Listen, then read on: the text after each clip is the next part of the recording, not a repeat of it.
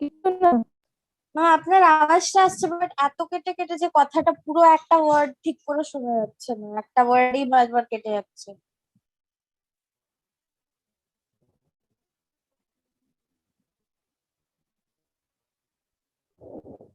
নাও ঠিক আছে? হ্যাঁ হ্যাঁ এবার হ্যাঁ। দেখো একটু আমি play state.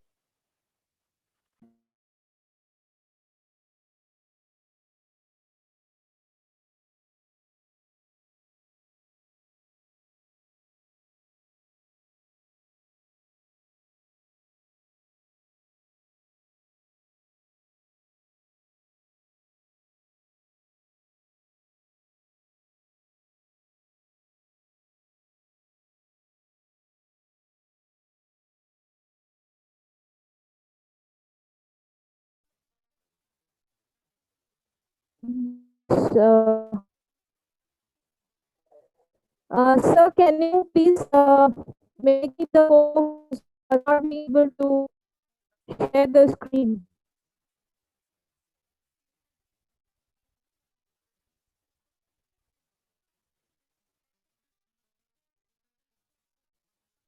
Okay. Yeah, thank you. Thanks a lot. Well, we are doing with iron studies, and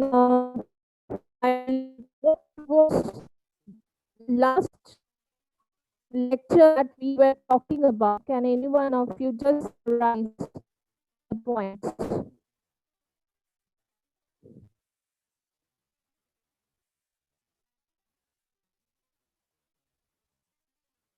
Hello, am I clear to you? Ma'am কখনো কখনো আওয়াজ কেটে যাচ্ছে আপনার, মানে প্রচন্ড কেটে যাচ্ছে। ম্যাম তো বেরিয়ে গেল দেখছি। ওই তাহলে ওই নেটেরই কোনো একটা প্রবলেম হচ্ছে হয়তো। আর ম্যামের অডিও কানেকশনটা দেখাচ্ছে না তো। তোরও একই অবস্থা। হ্যাঁ সুমিত, তোরও একই অবস্থা। আমার তো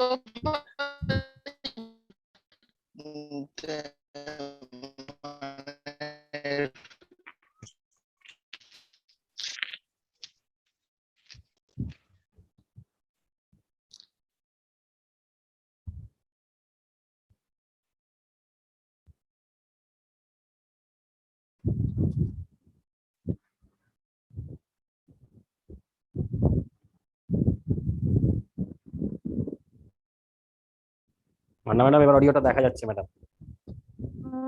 হ্যাঁ স্যার, অডিওটা I think there is a lot of issues with the network.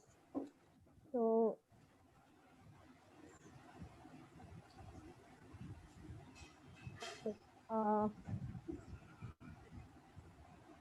just recap the last week's lecture we had done. What are the points you remember what we were talking about? My internet is unstable, so there will be a lot of problem in hearing my voice be distorted. I'll repeat the thing. We have to recap what we did in the last. আমরা তো basically ওই target identification করেছিলাম, তারপর তো ma'am ওটার আমরা validation করছিলাম different models দিয়ে দিয়ে তারপর সেটার আমরা লিড যেটা আছে সেটাকে আমরা ma'am We were talking about drug discovery. Now, not drug discovery. This is related to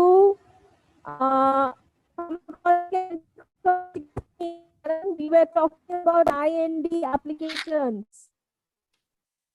yes ma'am, IND NDA তো ম্যাম ওগুলো ছিলই, দিয়ে তারপরে ম্যাম ওই জিনোমিক্স প্রোটিওমিক্স ওগুলো আমরা পড়ছিলাম, তারপর ফেনোটাইপিক ছিল, ওটা প্রিন্সিপালস অফ ড্রাগ ডিসকভারিতে ছিল।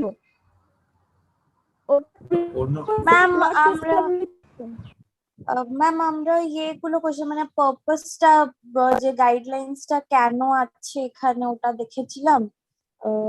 ওই অ্যানিমাল এথিক্স, অ্যানিমাল ওয়েস্ট যাতে না হয়, মানে বেফিজুলটা মারা না যায় ওটার জন্য। আর তারপরে মোর প্রিসিশন হবে তার জন্য। তারপরে ওই LD50 ED50 ওটা নিয়ে হালকা কথা ছিল। তারপরে IND টা কখন ফাইল করি, সেটা যেটা ক্লিনিক্যাল ট্রায়ালের আগে যেটা ফাইল করছি ওইটা। তারপরে NDA যে অ্যাপ্লিকেশনটা ওটা কখন সাবমিট করছি। তারপরে একটা বেসিক ফ্লো চার্ট মতো ছিল যে রিসার্চ আছে, ডিসকভারি, প্রোটোটাইপ, তারপরে সে প্রিক্লিনিক্যাল এর মধ্যে GLP, তারপরে GCP, ওগুলো করেছিলাম। আর তারপরে কতগুলো টাইপের IND দেখেছেন, যেটা Okay, now good, good, good. Okay, okay, okay. আমি জাস্ট সামারাইজ করে দেবো। এবার মনে পড়েছে what is the difference between the drug discovery, দুটো সাবজেক্ট অনেকটাই overlap, so it is quite possible that কোন সাবজেক্টে এক্স্যাক্টলি হালকা একটা কনফিউশন থাকবে। But so therefore to clear the things, আমি এখানে এটা আমরা এই সাবজেক্টটা দিচ্ছি সেটা হচ্ছে ফার্মাকোলজি অ্যান্ড টক্সিকোলজিক্যাল স্ক্রিনিং। আর আমরা IND এনেবলিং স্টাডিজ এর জন্য পড়ছি।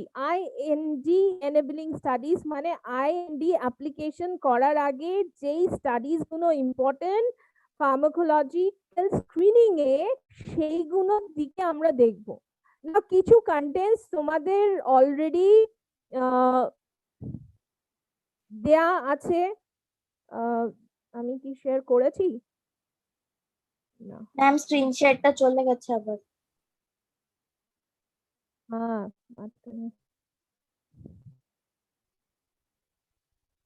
স্যার আমাকে একটু স্ক্রিন শেয়ার করে দিতে হবে। If you there on the line,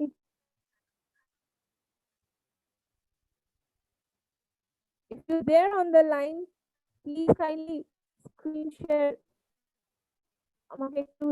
যাই হোক, Abhijit sir,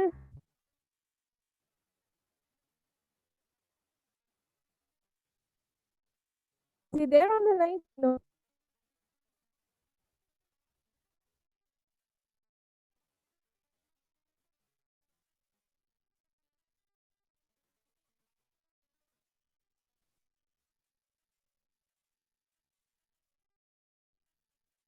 There's some problems. আমি তো ইভেন লিখতেও পারবো না, মানে স্ক্রিন শেয়ার যেহেতু হয়নি আমি ভয়েসটাও ইউজ পারবো না। বলছো তুমি?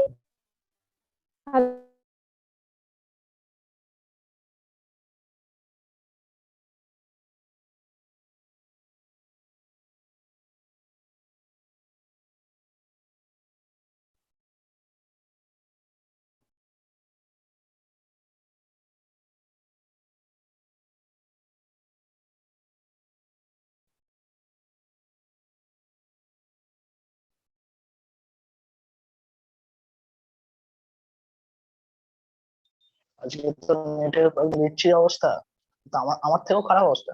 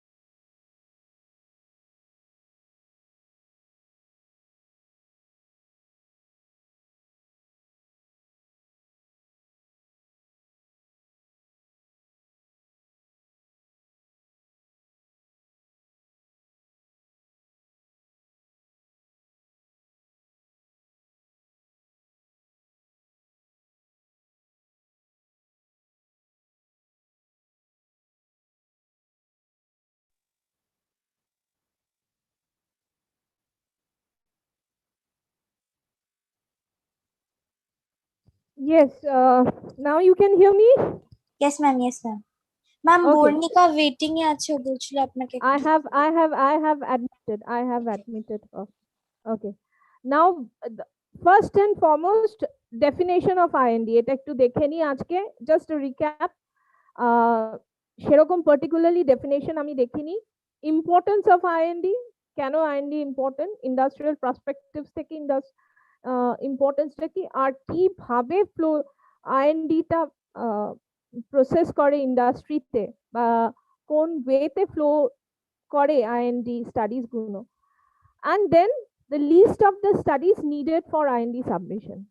এই আমি এই চারটে পয়েন্ট আগের বারে নিয়েছিলাম, বাট দেওয়ার আমি জিনিসটাকে ভাবলাম যে আরো আরো মানে স্পেসিফিক করে তোমাদের বলে দিলে বোধহয় সেটা ক্ল্যারিটি আসবে. So this is just an attempt to make the things more clear and memorable. So memorable মানে memorize করতে easy হবে.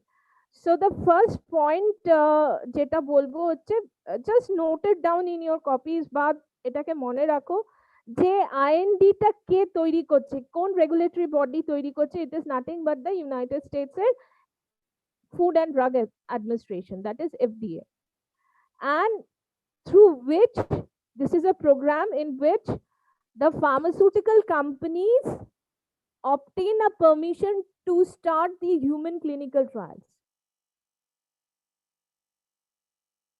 Okay, so they are obtaining a permission human clinical trials এর জন্য, and later on they will start for a marketing of the product if all the things are well in line. Okay, so it is just a procedure of the approval by the FDA. এটা মনে থাকে. ইম্পর্টেন্সটা কি, এর ইম্পর্টেন্সটা কি, last time কি বলেছিলাম, এর ইম্পর্টেন্সটা কি, just recap. What is the importance, যদি তোমাকে 2 লাইন বলতে বলে, what is the importance of IND, কেন করব?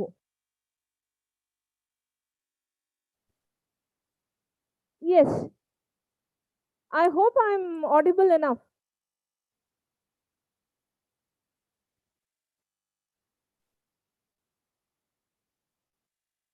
Hello students. ম্যাম বলছিলাম যে একটা তো হচ্ছে যে মানে আমরা পুরো মেকানিজমটা আমরা চেক করছিলাম যে মানে একদম নিউ যে ড্রাগ যেটা আসছে সেটা whether it is safe for শুভদাস, তুই ড্রাগ ডিসকাভারির সাথে পুরো আমরা টার্গেট ভ্যালিডেশন করছিলাম ড্রাগ ডিসকাভারি। হ্যাঁ ম্যাম ওটা আমি পরে আমি ওটা আমি তুমি বারবার গুলিয়ে যাচ্ছ ম্যাম সাবজেক্ট কোডটা আমি গুলিয়ে গেছিলাম, ওটা 2082 আর 83 এর মধ্যে, ওটা ম্যাম আমি কনফিউজ হয়ে হ্যাঁ, গেছিলাম, ওটা পরে আমি টার্গেট দেখলাম। ভ্যালিডেশন টার্গেট ডিসকাভারি ছিল। হ্যাঁ ম্যাম, ওটা ড্রাগ ডিসকাভারির একটা প্রসেস, মানে নিউ কেমিক্যাল এন্টিটিটাকে আমরা যে বার করব তার প্রসেসটা ছিল। হ্যাঁ ম্যাম, কিন্তু এখানে আমরা নিউ কেমিক্যাল এন্টিটি বার করে নিয়েছি, আর এটা ক্লিনিক্যাল স্টাডিজে যাবে, তার আগে কি স্টাডিজ হচ্ছে তার ইম্পর্টেন্সটা পড়ার।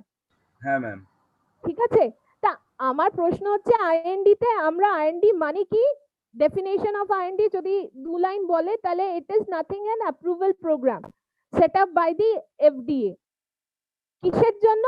Two start the permission of the to obtain the permission to start with the human clinical trials. এটা হচ্ছে basic definition of IND.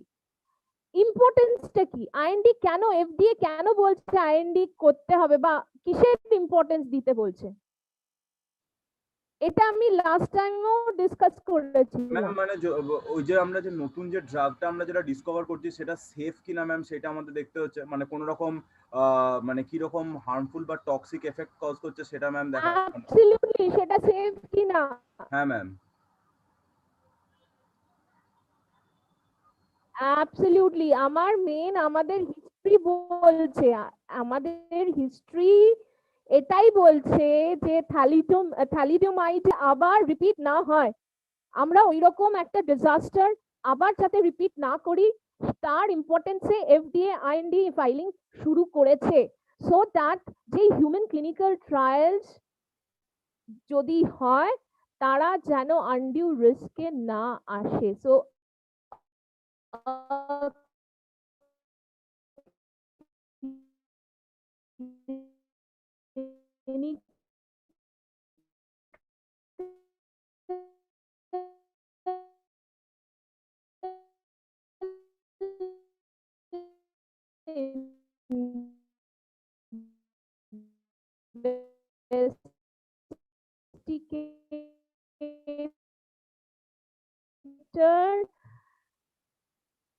has IND এর purpose কি to ensure that the subjects মানে patients or those who the drug requires sufficient information research. So যা যা safety protocols যেগুলো MT এর main ফর্মসে আছে সেগুলোর প্রশ্নটা এফডি এর কাছে আসা উচিত, that is the purpose. So just let's see start with কিরকম করে এটা ফলো করে। নাও first is the proposed drug study. তোমাকে একটা কমপ্লিট ড্রাগ স্টাডিকে তুমি প্রপোজাল দিলে, তার এই ড্রাগটা দু রকমের হবে, একটা already approved drug for a labelled indication, মানে এটা অ্যাকচুয়ালি ড্রাগ কোনো অন্য লেবেল ইন্ডিকেশনের জন্য অ্যাপ্রুভড আছে কিন্তু অন্য কোনো আদার ইন্ডিকেশনের জন্য ইউজ করছো। সো ইন দ্যাট কেস এটা একটা ড্রাগ অ্যাপ্রুভাল প্রপোজাল হতে পারে, আরেকটা হতে পারে আনঅ্যাপ্রুভড ড্রাগ ইউজ, নতুন একদম কমপ্লিটলি নতুন entity, that is NCEs, new chemical entity. যদি এইরকম কোনো প্রসেস থাকে আনঅ্যাপ্রুভড ড্রাগ ইউজের, তখন IND ইজ রিকোয়ার্ড। অ্যান্ড এই IND-টাকে স্পন্সর করতে হবে, কোনো ফার্মাসিউটিক্যাল কোম্পানি স্পন্সর করতে পারবে বা কোনো রিসার্চার, তার কাছে প্রচুর পয়সা আছে, সে রিসার্চ করছে নতুন কেমিক্যাল, যেরকম আমাদের ভারত বায়োটেক, তার কাছে প্রচুর পয়সা আছে, সে নতুন ভ্যাকসিন তৈরি করতে পারে। সো সে স্পন্সর করবে, সে পুরো প্রজেক্টটাকে স্পন্সর করবে, এটা একটা।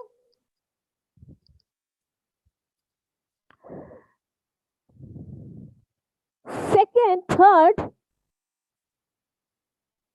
যেটা বললাম, label indication, already approved drug used for a label indication বা approved drug used for an unlabeled indication, যার কোনো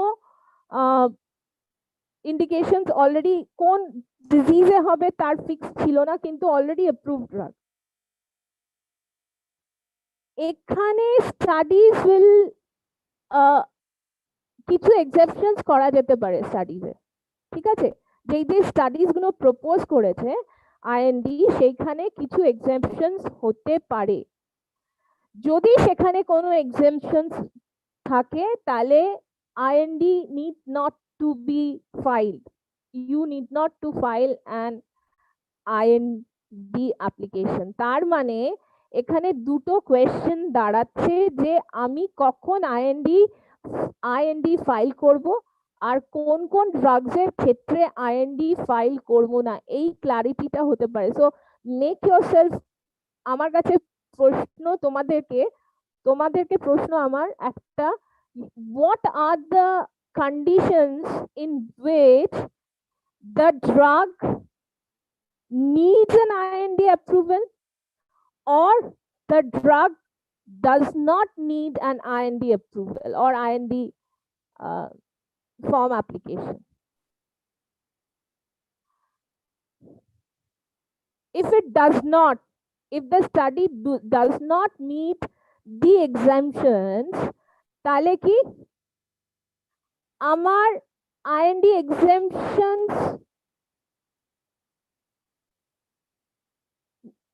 it is required to do the IND exemption, so তাই জন্য আমাকে IND জন্য ফাইল করতে হবে, you have to go for IND application। তার মানে এইখানে এই জাস্ট এই লাইনটাতে it meets the exemption, it does not meet the exemption. If it does not meet the exemptions, then you have to go for the sponsored, you have to file the IND. Next, so prepare and submit the IND. এবার preparation and submit of the IND, এর পরে কি আমাকে IND prepare করতে গেলে কি কি দরকার? কি কি দরকারের মধ্যে form number 150 1571 1572 and 3674 are the important forms that you have to apply for. এই কয়েকটা জিনিস মার্ক করে নাও যে আইএনডি অ্যাপ্লিকেশন যখন আমি ফাইল করছি সবচেয়ে তিনটে মেজর অনেক আমরা দেখবো, আমরা ওয়েবসাইটে গিয়ে দেখবো, বা তোমরা কি দেখেছো ওয়েবসাইটে আমি যেতে বলেছিলাম আইএনডির ওয়েবসাইটে গিয়ে দেখেছো ফর্মস গুলো কত রকমের ফর্মস আছে? Did you go and see?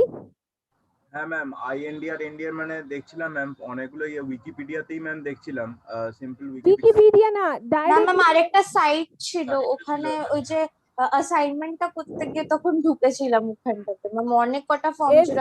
হ্যাঁ, link এফডি ছিল হয়তো। অ্যাপ্লিকেশন এফডিএ এর এতে গিয়ে, এফডি এর ওয়েবসাইটে গিয়ে আইএনডি, বা তুমি আইএনডি ফাইলিং এফডিএ দাও, তুমি ডাইরেক্টলি ওই সাইটে চলে যেতে পারো।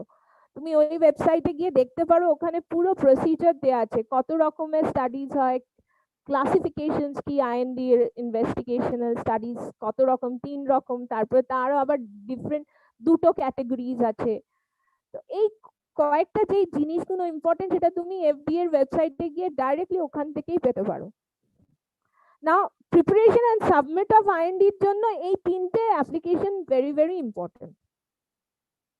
ম্যাম বলছিলাম যে ওই আগের স্লাইডটাতে ম্যাম ওই যে study meets IND exemptions ma'am, এটা একটা মানে ডাজ নট হবে তো ম্যাম, মানে দুটো একটা ডাজ নট হবে, আমি এখানে দিতে ভুলে গেছি, একটা হচ্ছে ডাজ নট মিট হ্যাঁ হ্যাঁ ম্যাম সেই and meets. Meet If হবে। it meets, এখানে যদি meet হয়, for example, if this is meet, এখানে আমি লিখি meet. If it meets, so এখানে meets হবে, yes it meets. So if it meets here, so then you don't need to file the IND application. It's okay, good. Yes ma'am. But suppose if it does not, if it does not,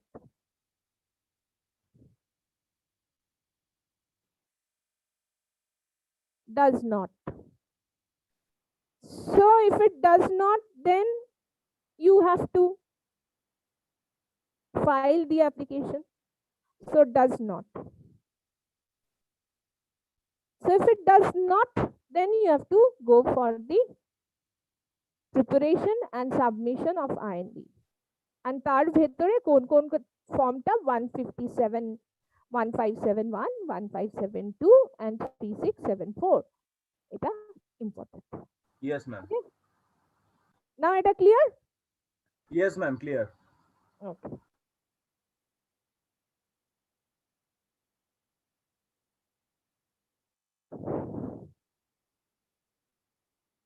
Yes. So here you start with the YOLO.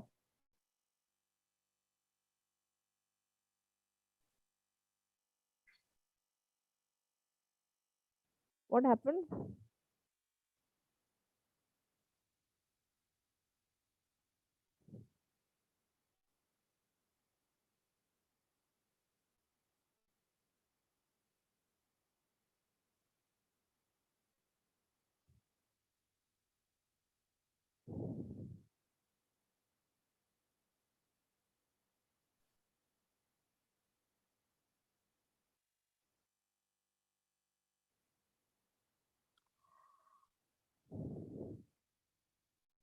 So আমি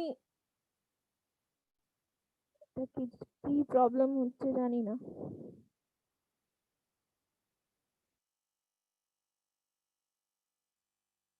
Yes, so preparation and submission of the IND, the first procedure হবে response to FDA questions. তুমি আগে prepare করে নিলে, তারপর করে নেওয়ার পরে 30 দিনের সময় দিতে হবে FDA K.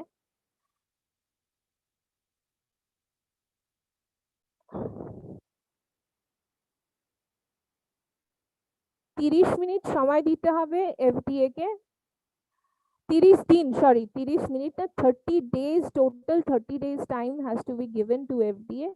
FDA then raises some questions. If the questions are fulfilled, if the questions that are fulfilled by FDA, if it is yes,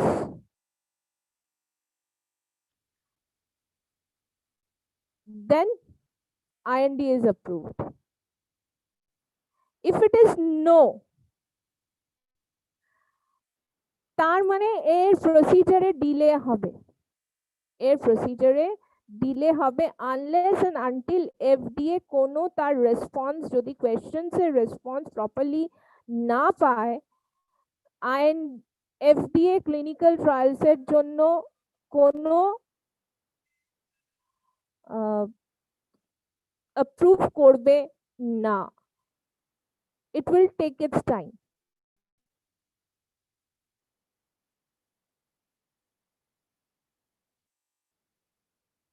আবার কি হয়ে গেল? Causing problem.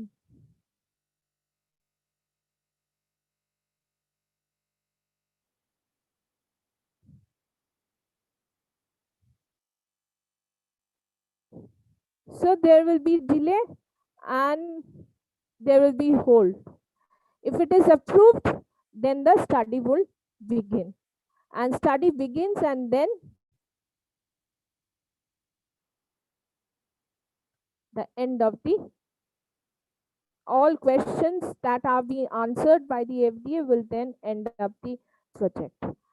So very simple, যে IND filing করার দুটো main objective, একটা হচ্ছে approved drug already for already known indication, approved drug for different indication and unapproved drug. এটা তিনটে ডিফারেন্ট গ্রুপসে ডিভাইড করা হচ্ছে IND ফাইলিংকে, রাইট? তার মানে কি বললাম, IND ফাইলিংকে তিনটে মেজর গ্রুপসে ডিভাইড করা হয়েছে। First is approved drug for a known label indication. Just a minute, students.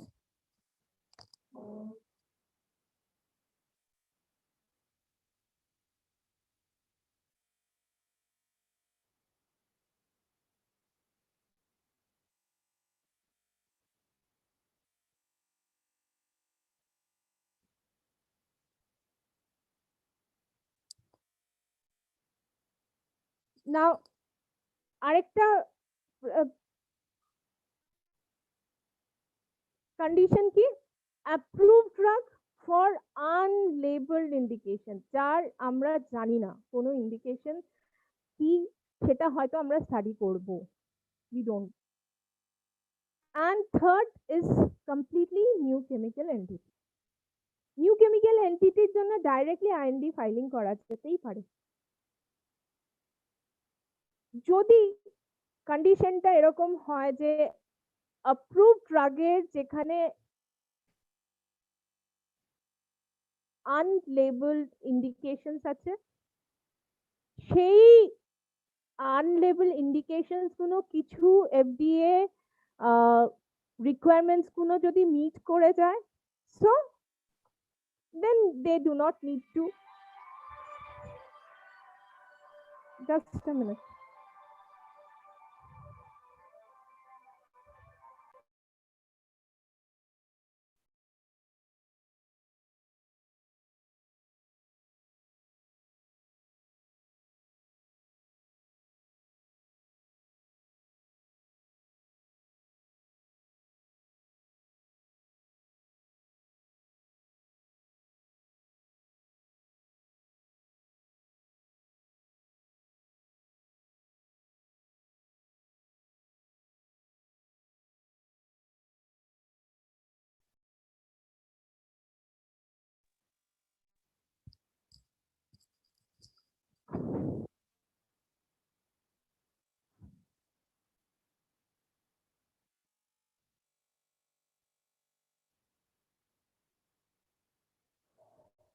So what happens is that if it meets the NDA requirements, then it will not require the FDA requirements, it would not require the IND filing. But if it does not, then it has to go for the process of the IND filing. Now, once you have to prepare for the IND filing, you have to remember there are three major points forms that needs the submission. One is one form number 1571, 1572, and 3674. These are the forms which are the critical forms and they are needed to be submitted. Now once you submit, after কতদিনের difference, কতদিনের time period থাকে, 30 days এর একটা time period. এই time পিরিয়ডের মধ্যে FDA পুরো review করবে, কি কি স্টাডিজ করেছো, কি কি অ্যাসেসমেন্ট করেছো, কি কি অ্যাসেসমেন্ট করনি।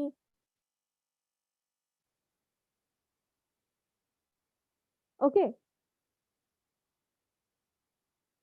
once they are if it is okay, file, everything is proper, everything is in line, then they may not raise up any questions. But if your studies are not in line with the requirements, regulatory requirements, then they will raise some questions and you have to answer them. So when you have to answer them, that makes a delay in the clinical hold. So whatever the studies are you are planning, so they will keep a hold, or they may also put a stop to the clinical studies, or your IND application may be rejected. But however, they will give you a time of 30 days, and once you give them the response, they will study the response, and if it is okay, they will note yes and you can begin the study. And again, in between the study, they will raise some questions. If they are all okay, yes, then you can proceed with the studies. And at the later stage, when all your studies, all the phases have been done, phase 1, phase 2, phase 3 have been done,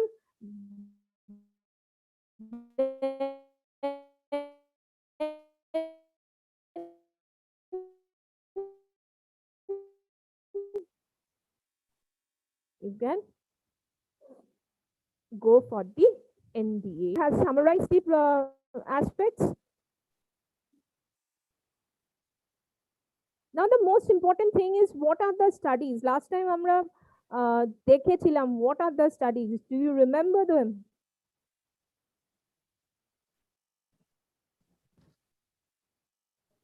Do you remember them? So this is the studies that you require. You have to do the new drug discovery te. Usually new drug discovery te দুটো সেকশনিং থাকে ইন্ডাস্ট্রিতে। একটা থাকে হচ্ছে synthesis, the chemical part, the synthesis part, and the chemical division, the organic division, and আরেকটা থাকে the biology division. তো biology division এ যেখানে a pharmacologist would be carrying out the studies, সেই পার্টে এই পার্টটা কেমিস্ট্রি করে।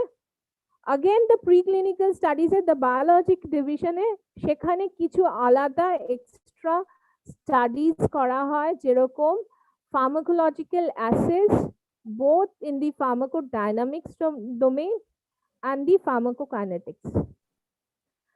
Toxicological studies, 3 formulations, long-term animal toxicity, product formulation, manufacturing and control, and package and label designing. So all this comes under the biology division of the new drug discovery. Right? Now let's see.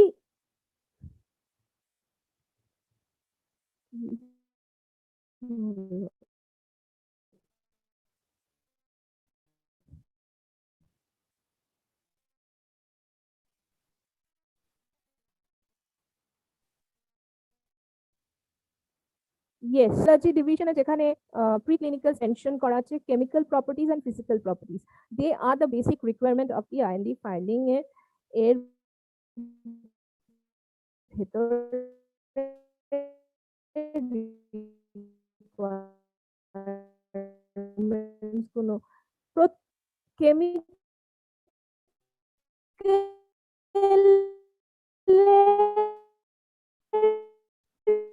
প্রত্যেকটা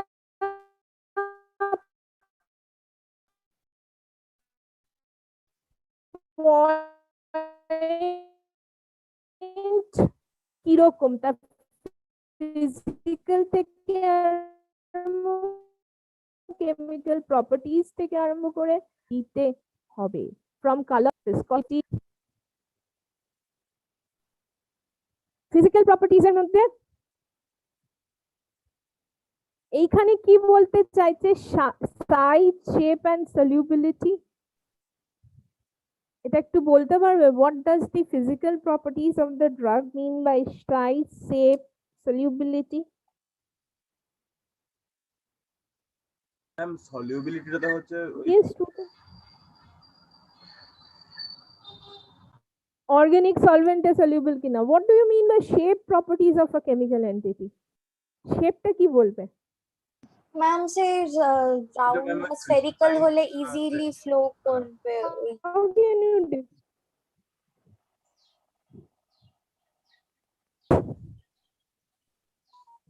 size what does the size mean size of a chemical entity ma'am ওটা দেখতে হবে যে মানে size যত বেশি হবে তত তো তার সলিউবিলিটির উপর এফেক্ট ফেলবে। তো এমন কিছু কিছু সাবস্টেন্স হয় যেগুলো ম্যাম হোমোজিনাইজ করে যদি আমরা স্মলার সাইজ পার্টিকেল করি তাহলে জি, সারফেস solubility। এরিয়া ইনক্রিজ করার জন্য তাদের সলিউবিলিটিও ইনক্রিজ করবে। okay now shape হলে flow properties এটা how does it mean shape হলে flow properties what ma'am does it যদি mean ইউনিফর্ম যদি ওখানে আমাদের স্ফেরিক্যাল যদি শেপ হয় তাহলে হপার থেকে ম্যাম যে ডাই ক্যাভিটিতে যে পাউডারের যে পার্টিকেলস গুলো যেগুলো ফ্লো হচ্ছে সেগুলো ইউনিফর্ম হবে, মানে ওটার দ্বারা আমরা এই যে ডোজেজ ইউনিফর্মিটিটা সেটা আমরা এনশিওর করতে পারবো। তো যদি না হয় তাহলে আমাদেরকে মানে যদি মানে শেপ যদি ইরেগুলার হয় তাহলে প্রথমে আমাদের আগে গ্র্যানিউলেশন করতে হবে। সেই গ্র্যানিউলেশন করার জন্য তাদের পার্টিকুলার শেপ চলে আসবে এবং তারপর ওই ফ্লো প্রপার্টি ইনক্রিজ করার জন্য তাতে আমরা ওই মানে অ্যান্টি অ্যাডিয়ারেন্ট গ্লাইড্যান্ট ওই রকম সাবস্টেন্স ইউজ করে আমরা তাদের ফ্লো প্রপার্টি ইউনিফর্ম করব। ওকে তার মানে আমরা এখানে প্রত্যেকটা ফিজিক্যাল প্রপার্টিজটা দেখছি তার ফিজিক্যাল প্রপার্টিজ এর মধ্যে সাইজ শেপ এন্ড সলিউবিলিটি আছে সাইজটা আমি কি করে ডিটারমাইন করছি through optical density size determine করতে পারবো অপটিক্যাল ডেনসিটি থেকে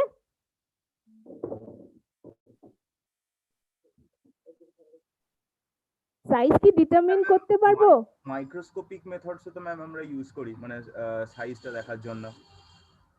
আর এই ময়েশ্চার কন্টেন্টটা কি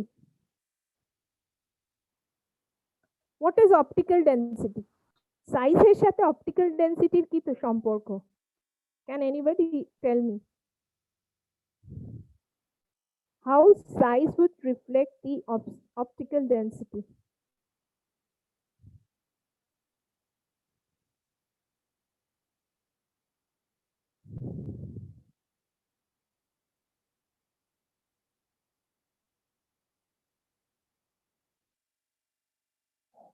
yes যদি কোনো মানে ভয়েড স্পেসেস যদি ভেতরে থাকে মানে তাহলে সেটার মধ্যে ম্যাম ওই ময়েশ্চারটা মানে যদি ট্র্যাপ হয়ে যায় এনট্র্যাপ হয়ে যায় মলিকিউলটার ইন্টার ভয়েড যে স্পেসটা আছে তো সেটা হলে ম্যাম তার তো ডেনসিটি ইনক্রিজ করবে।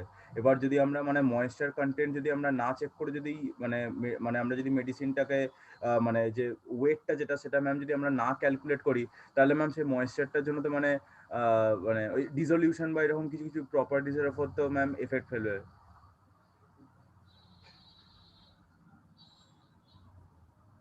আরো কিছু আনসার আছে from ma'am the optical optical density ডেনসিটিটা তো ম্যাম যতটা সারফেসটা আমার মানে সাইজটা যতটা আমার বড় হচ্ছে সারফেসটা বড় হচ্ছে তত লাইট রিফ্লেক্ট করছে তো ওইটার হিসাবসে অপটিক্যাল ডেনসিটিটা ভ্যারি করবে মানে ওটা তো রেশিও ছিল তো ম্যাম যত size optical properties of any particle actually gives the surface area ঠিক আছে shape of the size or যদি এটা সাসপেন্ড করা হয়, সাসপেনশনে করা হয়, পার্টিকেল সাসপেনশন করা হয়, তার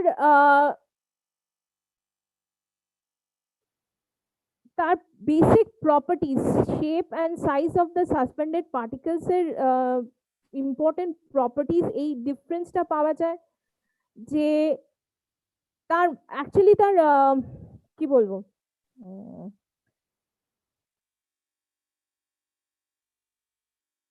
মাস পার মাস পার ভলিউম এরিয়া পাওয়া যায়, that is the optical density. তো আমি কতটা মাস নিতে পারবো সেটা সেখান থেকে পাওয়া যাচ্ছে, ঠিক আছে। আর এই অপটিক্যাল ডেন্সিটির থেকে আমার size and shape of the cell, of the particle size কতটা হওয়া উচিত ফর বায়োলজিক্যাল অ্যাক্টিভিটি,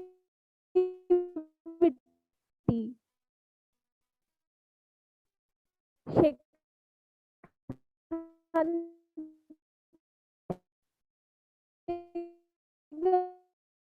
আমি সেই information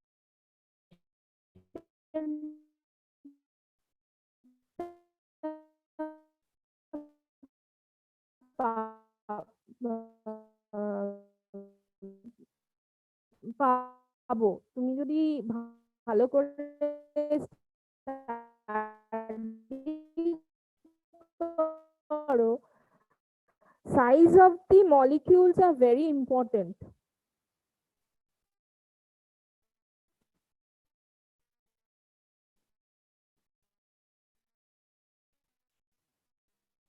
To give a biological effect.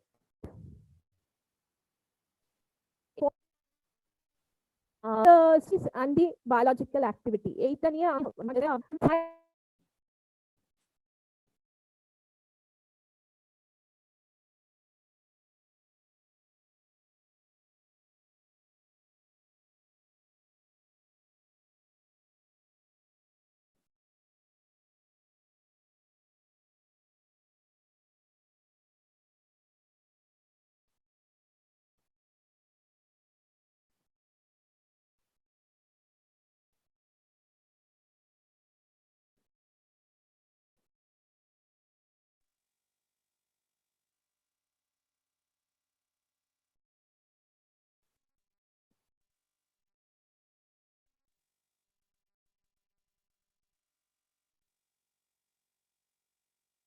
Hello, হ্যাঁ ম্যাম, এবার শোনা যাচ্ছে।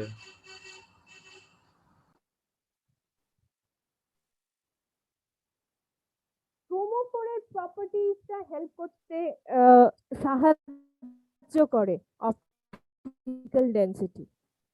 ওকে,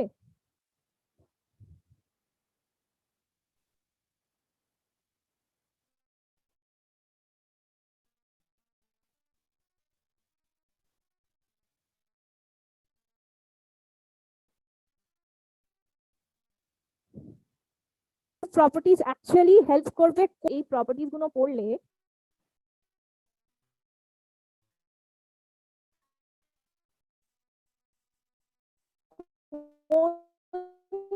স্টেজে, ড্রাগ ডেভেলপমেন্টের কোন স্টেজে আমাদের help, case of the IND filing, IND বা কোন পয়েন্টে, কোন স্টেপে আমাদের হেল্প করবে। ইয়েস ম্যাম, ওই প্রি ফর্মুলেশনের টাইমে এগুলো pre formulation, right, absolutely. Pre formulation এর ক্ষেত্রে আমাদের হেল্প, ফর্মুলেশনে এই এই প্রপার্টিজ গুলো আমাদের ফর্মুলেশনে হেল্প করা দরকার। Now coming to the biological properties.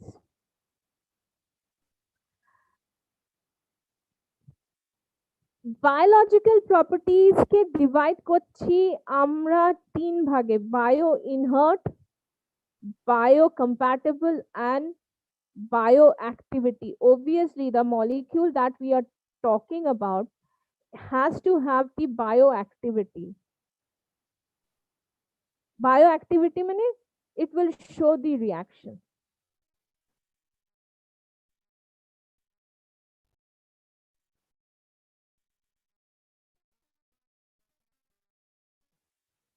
যদি বায়োঅ্যাক্টিভ কম্পোজ অর মেটাবোলাইজ, যদি বায়ো ইনহার্ট থাকে, any molecule which is bio inert, that means it does not, any molecule do you know that is bio inert? Any molecule, any chemical, any drug that is bio inert, can you give me an example?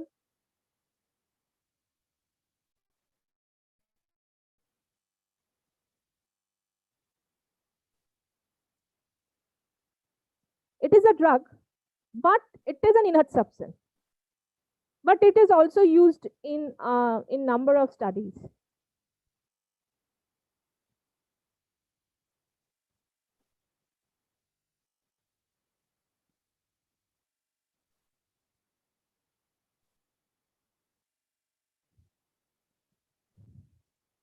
Yes.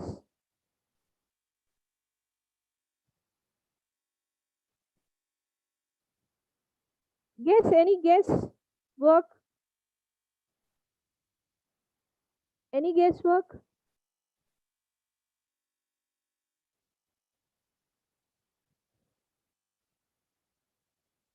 Hello. Yes, students.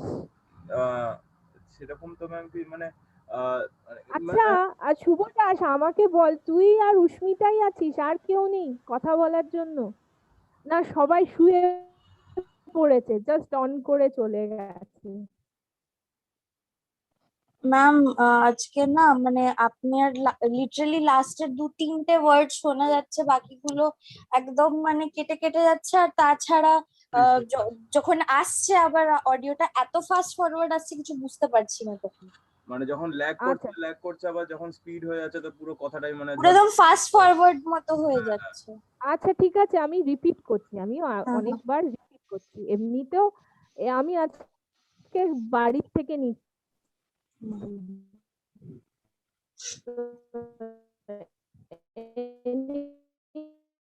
Anyway, I'll make it sure that next week you won't have any problem.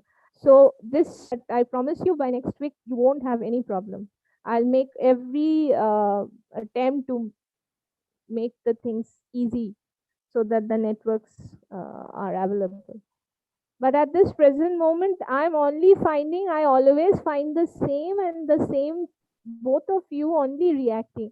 I mean, why are other students does not, I mean, am I speaking French or please be frank enough to let me know what is the problem. Why you are not interacting? And if you don't interact, then these subjects will not be very easy for you. In fact, they will become not only monotonous, they are boring. Without your interaction, we cannot make it fast interesting, that is for sure. Second, if you don't react, it will become boring. Even if it is boring, it will be more boring. So I don't want to use the word boring, so let us make it, I'm trying to make it I am trying to make it interesting. Every year I try to improvise the parts which I am teaching, so not each year you will find the same slides. Absolutely no, the slides are always changed, and I try to incorporate few extra things which could be told to you, which I might not have told in the last year or the previous year. So I try to improvise myself. I try my best to do the things. I don't know whether I'm up to the mark or not, because you are the you are the persons who would give me a feedback. So if you don't interact, I won't be able to get my feedbacks, and I won't be able to, it won't help me out to improvise myself. What about the other students? Why you're not talking? Why you're not interacting? If you're not getting the things, then let me know at least. Ma'am আজকে যেমন আমি কিচ্ছু শুনতে পাইনি, মানে অর্ধেকের উপরও শুনতে পাইনি আমি, মানে কোনো পুরো ব্যাপারটাই বুঝতে পারিনি। আচ্ছা, পুরো ব্যাপারটাই বুঝতে পারলাম। চুপচাপ আছি। আমার নিজেরও ম্যাম নেটওয়ার্ক কানেক্টিভিটি আমার নিজেরও ম্যাম প্রবলেম হচ্ছে, সকালে জয়েন করতে পারছিলাম না। ওকে, ঠিক আছে। Anything else? আর কে?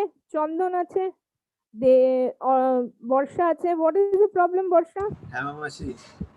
ম্যাম প্রবলেম না, আজকে নেটওয়ার্কের কানেক্টিভিটির খুব ইস্যু হচ্ছে, কথাগুলো মানে যখন আসছে তখন খুবই তাড়াতাড়ি ফাস্ট ফরওয়ার্ডের মতো কথাগুলো তোরা আসছে, বোঝা এমনিতেও যাচ্ছে উত্তর না। দিচ্ছিস। এনিওয়ে ঠিক আছে, একটুখানি ইন্টারঅ্যাক্টিভ হওয়ার চেষ্টা কর, সবাইকে রিকোয়েস্ট করছি, so that it I try to improve myself. আর কিছু না, এটা আমার নিজের ইমপ্রুভমেন্টের জন্য, আর কিছু না। So anyway, bio inert substance মানে কি বোঝাতে, কি বোঝায় বা কি কি মাথায় আসে? মাথায় তো কিছু আসছে, ম্যাম শোনা শোনা কথা, বডির সঙ্গে কোনো রিঅ্যাক্ট করবে না, সেটাই বায়ো কি ইনার্ট। এমন আছে? ম্যাম আমার এরকম না বারবার সেই ওই ক্ল্যাবুলিনিক অ্যাসিড মাথায় আসছে, মানে ও নিজে কোনো কাজ করে না, নিজে গিয়ে মানে ইয়ে হয়ে যায়, কি বলবো, নিজেকে স্যাক্রিফাইস করে দেয় যাতে মেইন ড্রাগটা সার্ভাইভ করতে পারে, ওরকম কিছু। কিন্তু ওর তো ম্যাম কাজই ওই ওটা। ক্যাপসুল যে সেলগুলো ওইগুলো কি বায়ো ইনার্ট সেল মানে সাবস্টেন্স হ্যাঁ হিসেবে ওটাও ট্রিট হতে হবে? পারে, ইয়েস, জেলাটিন ক্যাপসুলস। আর কি হতে পারে? Placebo drugs bio inert, placebo drugs, তার কোনো এফেক্ট নেই। তো এই রকম যে ড্রাগস গুলো আছে যার কোনো এফেক্ট নেই, তারা তো রিঅ্যাবজর্বেবল হতে পারে। রিঅ্যাবজর্বেবল হলে তারা কি কোনো টক্সিসিটি দেখাচ্ছে বডিতে আদৌ? কোনো এফেক্টই নেই তো, কি করে হবে? সেটা তো বায়ো অ্যাক্টিভিটি নেই, তাই জন্য বায়ো ইনার্ট। হুম। কিন্তু তারা তো অবজর্ব হচ্ছে বডিতে, ইন্টেস্টাইন মানে আমরা খাচ্ছি, ইন্টেস্টাইনের পরে ব্লাডে তো আসতে পারে, হ্যাঁ হ্যাঁ ম্যাম, আসতে পারে কি না? আসতে পারে। আসতে পারে। তো তারা তো বায়ো রিঅ্যাবজর্বেবল হচ্ছে, হুম। রিঅ্যাবজর্পশন হচ্ছে। তো তাদের কোনো টক্সিসিটি হতে পারে বডিতে, যেহেতু হ্যাঁ রিঅ্যাবজর্পশন হচ্ছে, ব্লাডে আছে, কোনো কেমিক্যাল দেখাচ্ছে না, হয়তো বেরিয়ে যাবে, হয়তো থাকতে থাকতে আবার টক্সিসিটি দেখাতে পারে, সেই সময় দেখাচ্ছে না, কিন্তু থাকাকালীন অন্য ড্রাগস অন্য কোনোভাবে টক্সিসিটি দেখাতে পারে, আমি তো জানি না। স্টাডি হ্যাজ ফরেন পার্টিকেল মানে একটা টক্সিসিটি তো থাকবেই। থাকতেই পারে, রাইট? সো সেইটা আমাদের টেস্টিং করতে হবে, সেটাকে বায়ো ইনার্ট বলছে। তার নিজের কোনো অ্যাক্টিভিটিও নাও হতে পারে, কিন্তু তাই জন্য সে বায়ো ইনার্ট, কিন্তু তার ভেতরে রিঅ্যাবজর্পশন প্রপার্টিজ হতেই পারে। ঠিক সেরকম বায়ো অ্যাক্টিভিটি মানে যেই ড্রাগটা আমরা ইউজ করছি, সেই ড্রাগটা তো আছে, সেটা তো রিঅ্যাবজর্পশন হবে, তার সাথে বায়োডিগ্রেডেবিলিটিও হতে পারে, ডিগ্রেডেশন হতে পারে। এবার সেই প্রোডাক্টস গুলো, মেটাবলাইটস গুলো স্টাডি করা। তো কমপ্লিট বায়োলজিক্যাল প্রপার্টিজে এই কয়েকটা জিনিস আমাদের স্টাডি করে ইনফরমেশন দিতে হবে। So this are the list of the requirements. আমরা এইগুলো যেগুলো পড়ছি সেইগুলো হচ্ছে আইএনডি এর স্টাডিজ এর রিকোয়ারমেন্টস। কি কি স্টাডিজ হলো? Chemical studies, physical studies, biological studies, and pre-formulation studies. Now, biological studies এর ভিতরে preclinical studies এর ভিতরে আরো দুটো গ্রুপ অলরেডি মেনশন করা আছে, সেটা হচ্ছে ফার্মাকোডাইনামিক্যাল, যেহেতু বায়ো অ্যাক্টিভিটি আছে, তো ফার্মাকোডাইনামিক্যাল স্টাডিজ আর বায়োডিগ্রেডেবিলিটি মানে ওখানে pharmacokinetics, movement of the drugs, metabolism, প্রত্যেকটা অ্যাসপেক্টের ওখানে আমাদেরকে ইনফরমেশন গ্যাদার করে আইএনডিএ কে দিতে হবে। প্রি ফর্মুলেশন স্টাডিজে এই প্রপার্টিজ গুলো সব চেক করে আইএনডি তে দেয়া। Bulk characteristic, solubility analysis, stability analysis. তাহলে বাল্ক ক্যারেক্টারিস্টিক মানে ক্রিস্টালিনিটি, অ্যামরফোরসিটি, সেটা চেক করা, পলিমরফিজম আছে কিনা, যদি পলিমরফিজম থাকে, পলিমরফিজম অনেক রকমের হয়, জুডো পলিমরফিজম আছে কিনা, ফ্লো প্রপার্টিজ কি, ফাইন পার্টিকেল ক্যারেক্টারিস্টিক্স কি, সলিউবিলিটি অ্যানালাইসিসে পিকে, পিএইচ, কমন আয়ন। এই কমন আয়ন এফেক্টটা আমার মনে পড়ছে না, কেউ বলবে কমন আয়ন এফেক্টটা কি? ম্যাম কমন আয়ন মানে তো যখন দুটো সেম আয়নিক যখন মানে একটা মানে আমরা একটা মিক্সচার রাখলাম, তো সেখানে একটা সাপোজ একটা আয়ন থাকলো, মানে আমি এক্সাম্পল দিয়ে বলছি, যদি আমাদের ক্লোরাইড থাকুক কি ফসফেট থাকুক যাই থাকুক, আমরা যদি এমন একটা এক্সট্রা একটা সাবস্টেন্স যদি অ্যাড করি যেটার মধ্যে ওই সেম আয়ন থাকবে, মানে যদি ক্লোরাইড থাকে যদি আমি আরো এক্সট্রা অ্যাডিশনাল ক্লোরাইড অ্যাড করি, বা ফসফেট থাকলে যদি আমরা আবার ফসফেট অ্যাড করি, তাহলে ওটার জন্য দেখা যাচ্ছে যে সলিউবিলিটি ইনক্রিজ করে যাচ্ছে। তো ম্যাম ওই কমন আয়নের জন্য যে মানে যে সলিউবিলিটির উপর যে এফেক্টটা পড়ছে ম্যাম, সেটা হচ্ছে common ion effect. Okay. What is thermal effect? Ma'am pH এর সাথে thermal effect.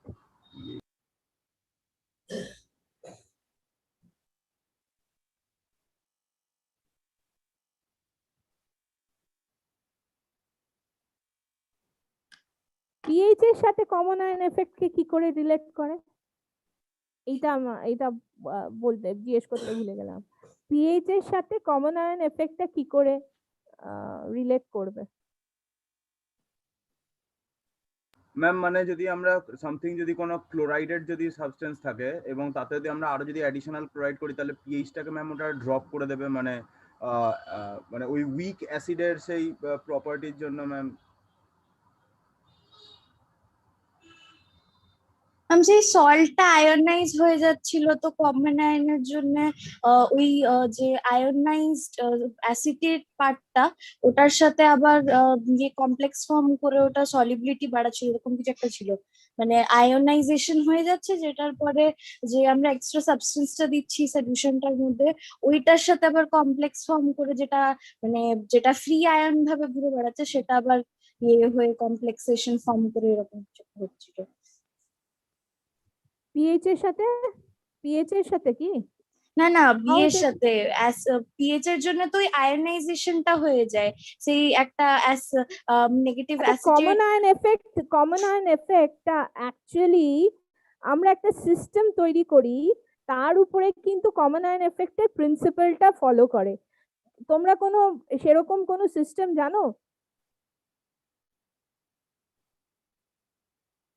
আমরা ইউজ করে থাকি, এটা প্রায় আমরা ইউজ করে থাকি, সেই যে সলিউশনটা আমরা প্রায় আমাদের কেমিস্ট্রি বা কোনো স্টাডিজে ইউজ করে থাকি। ম্যাম বাফার হবে কি? Phosphate Buffer, absolutely, buffer is the example of common ion effect. It is the principle of common ion effect এ আমরা either কোন আয়ন থাকে সেটা আরেকটা solubility decrease in the solubility measure করি। Common ion effect refers to the decrease in the solubility of an ionic precipitate. Okay, এইটা আমরা buffer তৈরি করতে এই প্রিন্সিপালটা ইউজ করে থাকি। So that is common ion effect. আর আমরা জানি যে বাফার পিএইচ এর সাথে কিরকম ডিপেন্ড করে, সেটাই জানতে চাইছিলাম। Anyway, so solubility analysis, common ion effect, pH এর সাথে কমন আয়ন এফেক্ট কে লিংক আপ করা, তারপরে থার্মাল, পিএইচ এর সাথে থার্মাল এফেক্টটাকে কি করে লিংক আপ করবে? পিএইচ এর সাথে একটা তো সেই মানে এক্সপেরিমেন্টে ছিল যে যত ম্যাম আমাদের মানে টেম্পারেচার যত আমাদের ইনক্রিজ করবে তত আমাদের পিএইচ ড্রপ করবে, মানে পিএইচ আমাদের অ্যাসিডিক হবে। কারণ ম্যাম ওইখানে যখন মানে ওয়াটারটা যখন ম্যাম ডিসোসিয়েট করছে, মানে ওইচ আর মানে ওইচ মাইনাস আর এইচ প্লাস আছে, যদি এইচ প্লাসের যদি কনসেন্ট্রেশন যদি ম্যাম ইনক্রিজ করে তখনই ম্যাম ওটা বেশি অ্যাসিডিক হবে, আর অ্যাসিডিক হলে ওটা পিএইচ ড্রপ করবে। ওকে, তার মানে আমরা বলতে পারি যে pH decreases with increase in temperature, তাই তো? Yes ma'am. সো একটা জল যেটা একটা room temperature neutral, at high টেম্পারেচারে কি হবে? অ্যাসিডিক হবে ম্যাম। অ্যাসিডিক হবে। আর at low temperature it will be basic বা অ্যালকালাইন। বেসিক বা alkaline. absolutely okay, fine. So stability analysis, stability আমরা various ways এ check করব, pH rate, bulk stability, compatibility. So তোমরা অলরেডি এগুলো ফার্মাসিউটিক্স এ পড়ে থাকবে, এগুলো যদি কোরিলেট করতে পারো বা যেগুলো পড়েছো প্রি ফর্মুলেশন স্টাডিজ এ ফাইনাল ইয়ারে, তখন এইগুলো জাস্ট সেই একই স্টাডিজ গুলোকে এইখানে ইনকর্পোরেট করা আইএনডি ফাইলিং এর সাথে ইনফরমেশনটাকে দেয়া।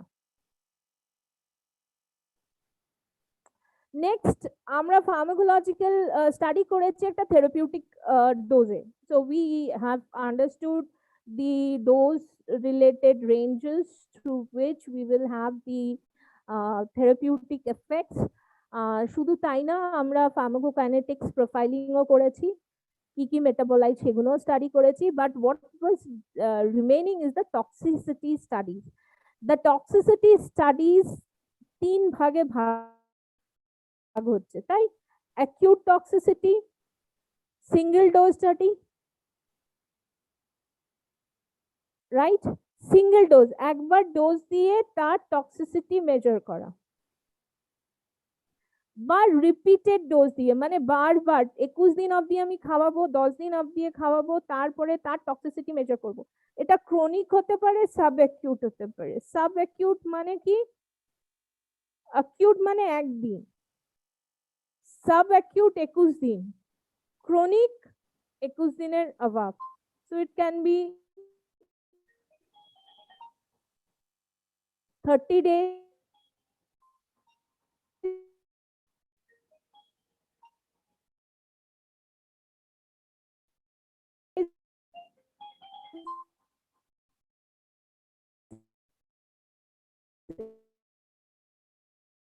it can be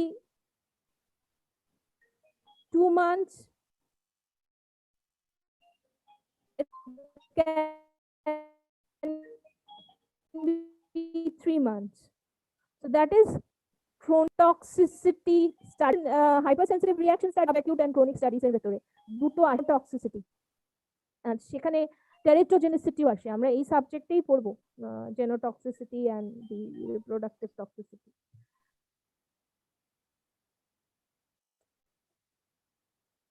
সো তাহলে কি কি লিস্ট অফ স্টাডিজ আমাদের দেখতে হচ্ছে? ফিজিক্যাল, কেমিক্যাল, বায়োলজিক্যাল, তার সাথে ফার্মাকোলজিক্যাল, ফার্মাকোডাইনামিক্স, ফার্মাকোকাইনেটিক্স, টক্সিকোলজির ভেতরে 3 রকমের study: acute,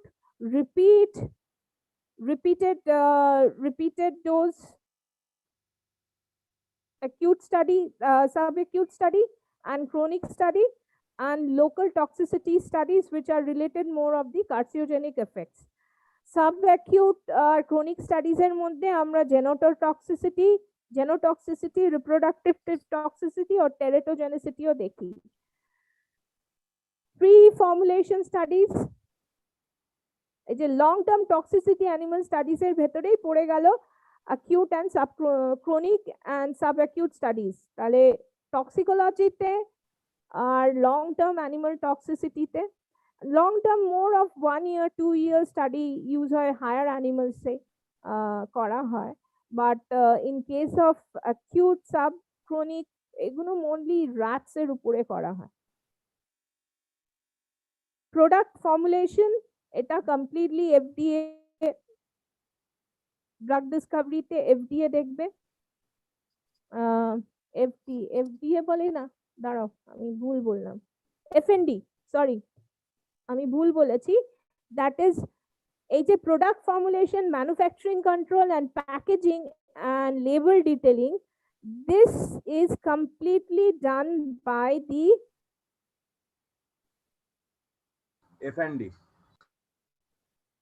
F&D. F&D division.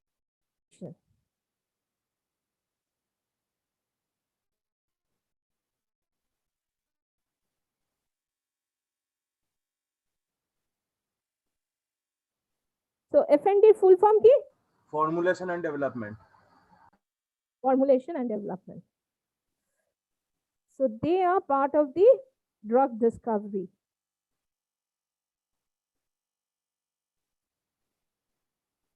So this part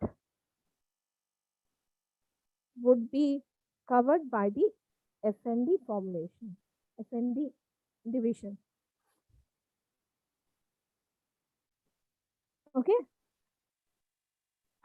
now IND সাবমিশনের জন্য এগুলো তো বেসিক রিকোয়ারমেন্টস থাকেই, যেটা অ্যাডিশনাল বেসিক রিকোয়ারমেন্ট যেটা আরো আমাদের সাবমিট করতে হয়, বা which also overlaps the clinical phases, সেটা হচ্ছে safety pharmacology. Now, from the name itself, you can just understand that what it is all about. নামটা থেকে বোঝা যাচ্ছে রিলেটেড স্টাডিজ, যেখানে আমরা ডিটেক্ট করব unnecessary actions of a drug. কোন ডোজে? টক্সিক ডোজে না নর্মাল ডোজে? ম্যাম নর্মাল ডোজে। নর্মাল ডোজেই তো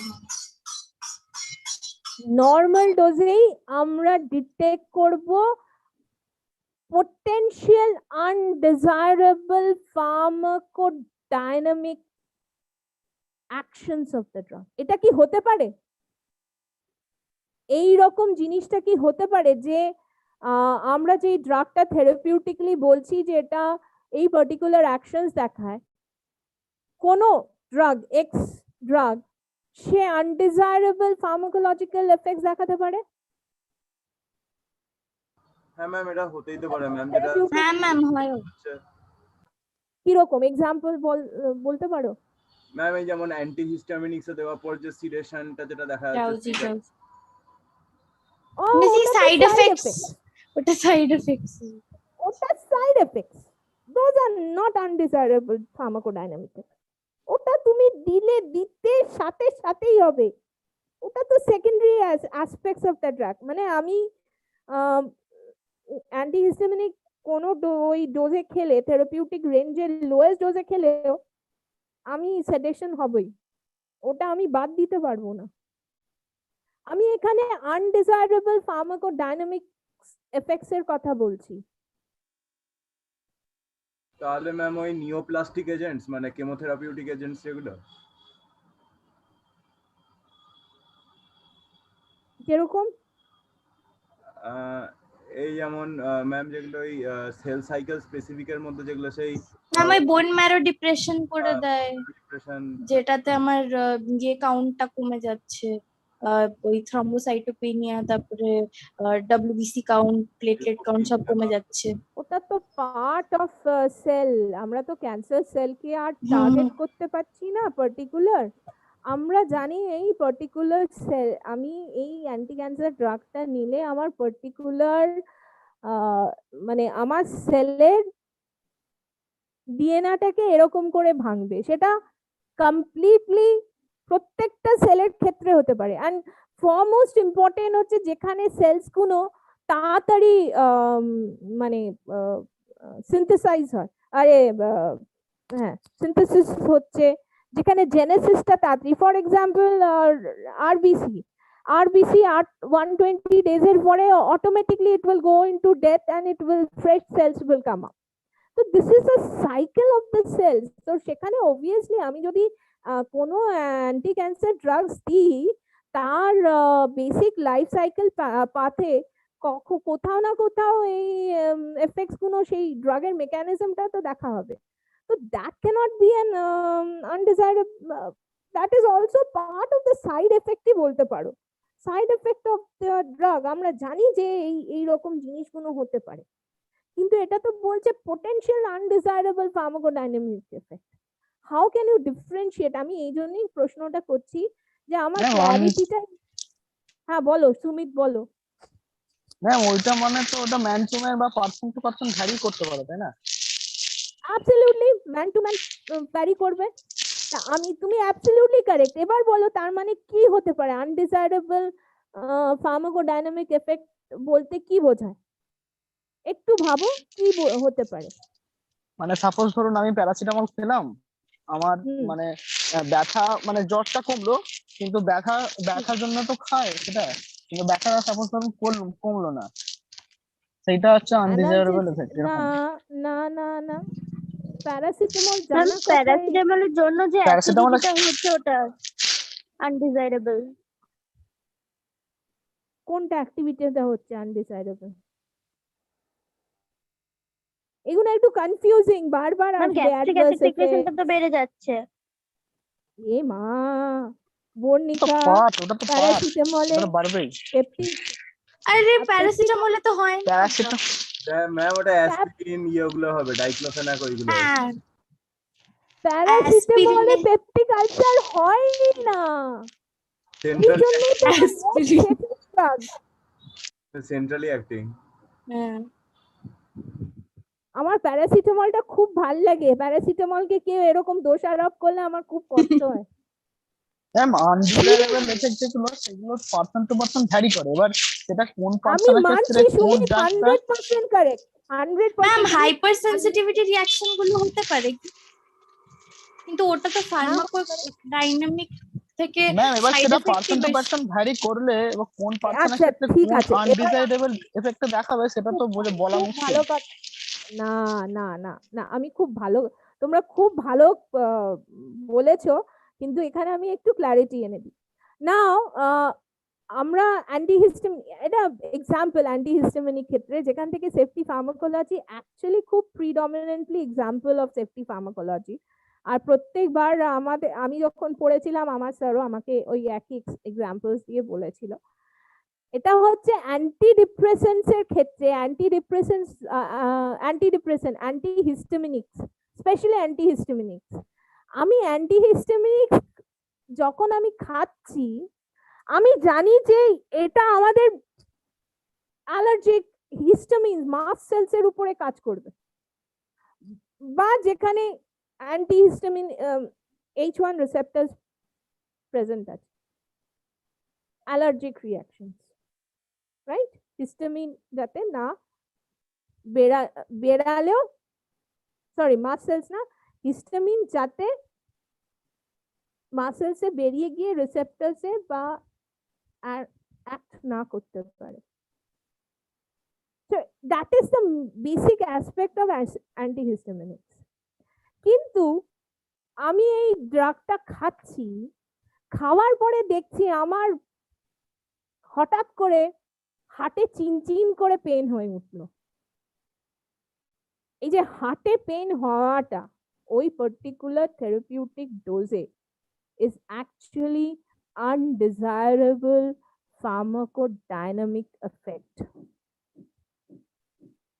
নাও হতে পারে আমার হয়েছে, তার মানে যে তোমার হবে সেটাও না। আমার হলো হার্টে ব্যথা, কারণ আমি অলরেডি প্রিডিসপোজ ছিলাম, আমার হালকা একটা মাইল্ড প্রবলেম ছিল।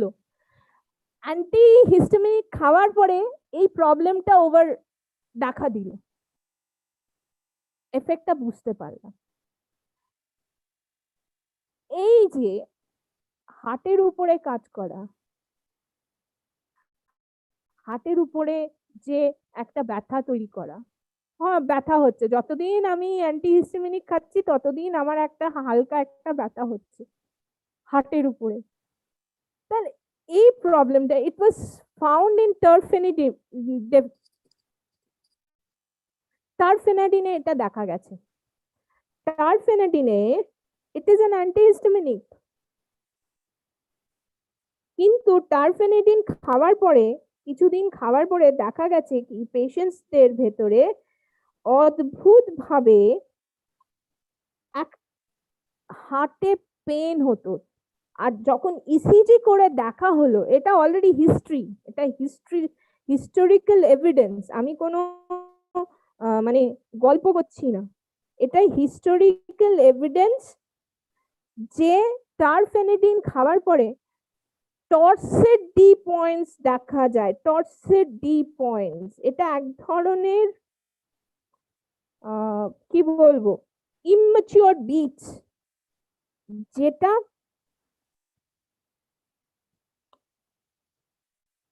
cardiac syndrome threatening, মানে people can die with this torsade D points.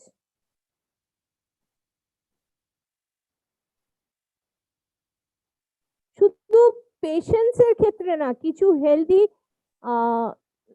যারা হেলথ যাদের ভালো ছিল তাদের ভেতরে টর্সেড ডি পয়েন্টস দেখা গেছে। তো এই জন্য এই যে undesirable, this are something call really unwanted, it doesn't happen normally. But however, you also you cannot say that it cannot happen with এমনই কেসেস যে মাসে অনেক জনের হলো না, maybe 1 in thousands, 1 in 100 could be a case with torsade D points, and হতে পারে সেই লোকটা যদি খেতেই থাকলো, সে হয়তো মারা যেতে পারে। তো এরকম যদি কেস থাকে, অনেক case, so there is risk of death. So টারফেনেডিন পরে মার্কেটে আসার পরে কিছুদিন পরে টারফেনেডিনকে ব্যান করে দেওয়া হয়। ঠিক সেরকম COX selective COX inhibitor almost যতগুলো কক্স ইনহিবিটরস মার্কেটে এসেছিল তার মধ্যে থেকে 30 to 40% of the drugs were banned.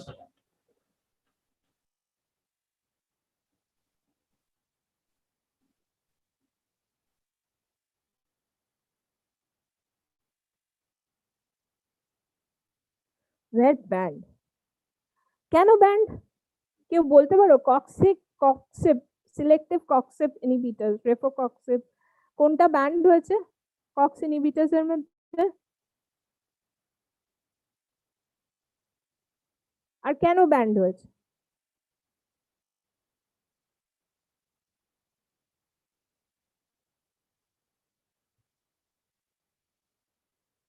Cox inhibitors, selective COX inhibitors কেন ব্যান হয়েছে? অনেক ব্যান হয়েছে, অনেকগুলোই মার্কেটে এসেছিল, তার মধ্যে থেকে অনেকগুলোই ব্যান্ড হয়েছে। কোনগুলো ব্যান্ড হয়েছে আর কেন ব্যান্ড হয়েছে? ম্যাম মনে হয় রফেকক্সিবটা কি ব্যান্ড হয়েছে, আর ভ্যালডেকক্সিবটা মনে হয় পড়েছিলাম কোথায় একটা, ভ্যালডেকক্সিবটা মনে হয় ব্যান্ড আছে, আর রফেকক্সিবটা, আর এদিকে সেলেকক্সিব, প্যারাকক্সিব ওইগুলো ম্যাম চলে এখনো। আচ্ছা, কক্সিব যেগুলো ব্যান্ড হয়েছে, ওকে, আই টেক দ্যাট। কক্সিব যেগুলো ব্যান্ড হয়েছে, কেন ব্যান্ড হয়েছে?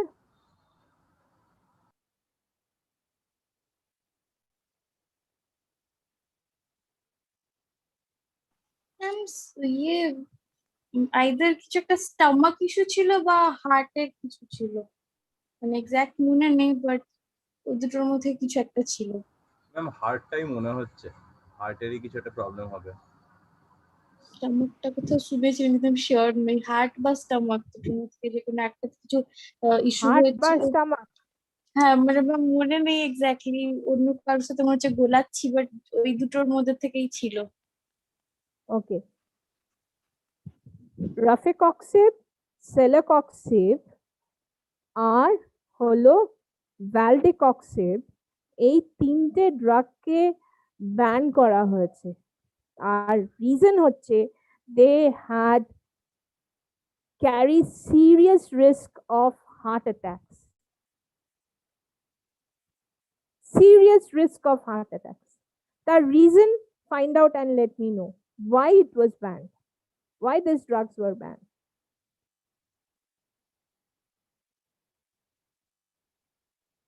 ঠিক আছে?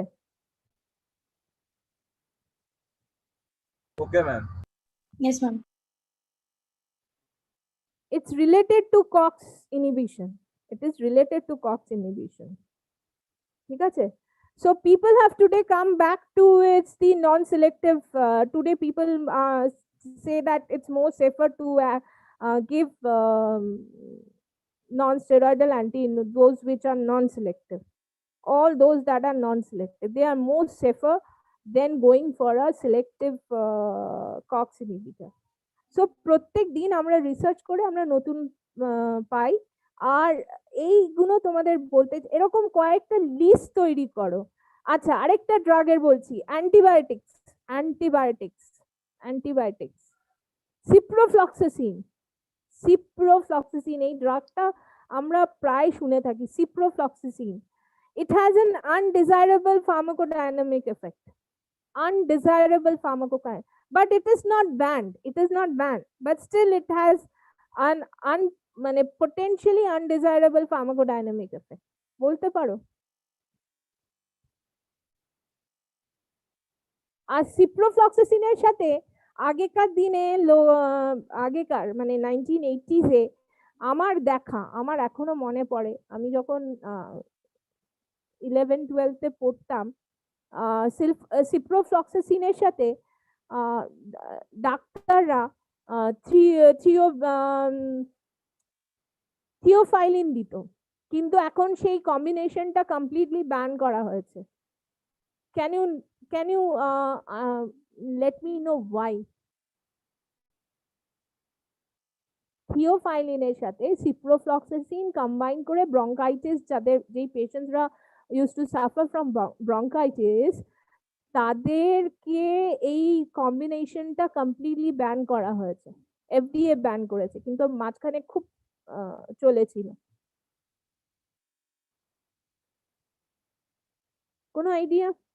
সিপ্রোফ্লক্সাসিনের একটা সাইড এফেক্ট আছে, সেটা থিওফাইলিনের সাথে যদি আমি কম্বাইন করি, সেই সাইড এফেক্টটা প্রোফাউন্ড হয়ে যায়, and it can lead to death.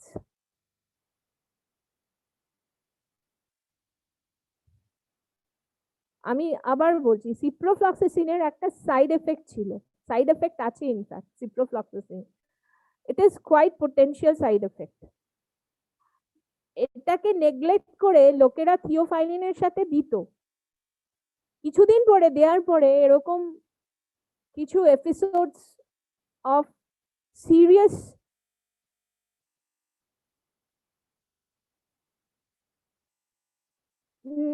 দেখা গেছে।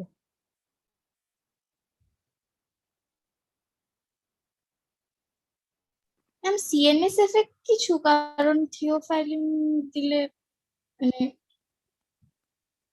জানি না এটা। হ্যাঁ, সিএনএস, ইয়েস অ্যাবসলিউটলি, থিওফাইলিন দিলে এটা দেখা হয়েছে, এটা দেখা গেছে যে ciprofloxacin at a high dose, ciprofloxacin at a high dose produces GABA, is actually potential GABA blocker. Ciprofloxacin যেই ডোজে আমরা দিচ্ছি, ফর এক্সাম্পল সিপ্রোফ্লক্সাসিনের ডোজ 150 থেকে 250 শুরু, আর 250 750, 750 is the highest dose. 750 ডোজে দেখা গেছে it inhibits GABA channels K inhibit করে, GABA এই channels কে inhibit করে। GABA এই চ্যানেলস কে ইনহিবিট করলে it produces epilepsy attacks.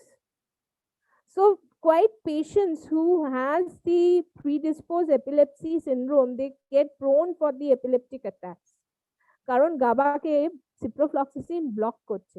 তা সিপ্রোফ্লক্সাসিন দেওয়ার আগে লোককে জিজ্ঞেস করে নিতে whether the patient has any epilepsy, he suffers from the seizure disorders or not, epilepsy আছে কিনা। সেই রকম সিপ্রোফ্লক্সাসিন বা এই গ্রুপের ড্রাগ, কুইনোলিনস এর গ্রুপের ড্রাগ দেওয়া উচিত না তাদেরকে, কারণ কুইনোলিনস পুরো কুইনোলিনস drug, from nadifloxacin, cipro, gatifloxacin, all the ciprofloxacin drugs, related drugs, has the potential of the GABA A antagonist. They are potential GABA A antagonists, and what they do is they produce epilepsy. Now theophylline এর সাথে দিলে কম্বিনেশনটা এমন হয় যে theophylline সিপ্রোফ্লক্সাসিনের মেটাবলিজমটাকে কম করে দেয়, তাহলে ciprofloxacin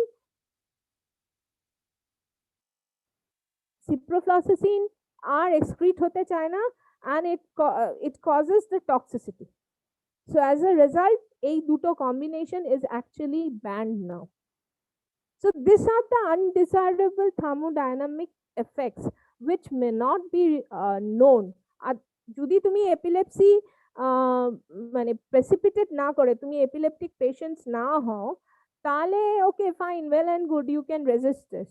But if you are prone for epileptic attacks, then this drug would enhance your disease condition.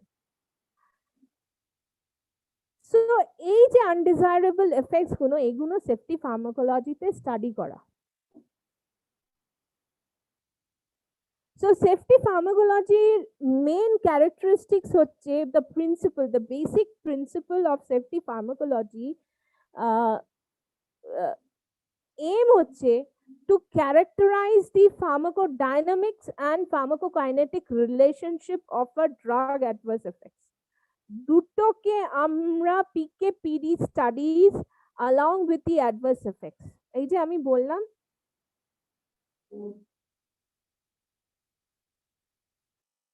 আমি যে এক্ষুনি বললাম যে টক্সিসিটি ড্রাগ, এই যে ড্রাগ ইন্টারাকশন বা ড্রাগ ফুড ইন্টারাকশন, এই টক্সিসিটি স্টাডিজ গুলোকে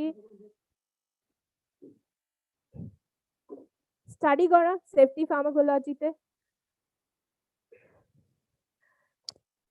and not like it's not the toxicity toxicology-তে কি করি আমরা হাই ডোজ এ স্টাডিজ করতে থাকি, যেই ডোজে টক্সিসিটি দেখাতে পারে, সেই extreme toxicity, repeated dose, single therapeutic dose নিলাম কিন্তু রিপিটেড ডোজ করলাম, তাতেও টক্সিসিটি আসতে পারে। তো toxicology it is different from toxicology, safety pharmacology, and it only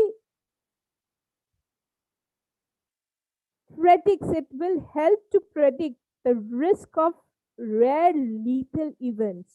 তো সেফটি ফার্মাকোলজি যখন আমি বলছি তখন মাথায় এটাই যেন সবসময় ঘোরে যে this are the rare events and the risk of lethal events. Lethal মানে it will lead to disease deaths, that is lethal events.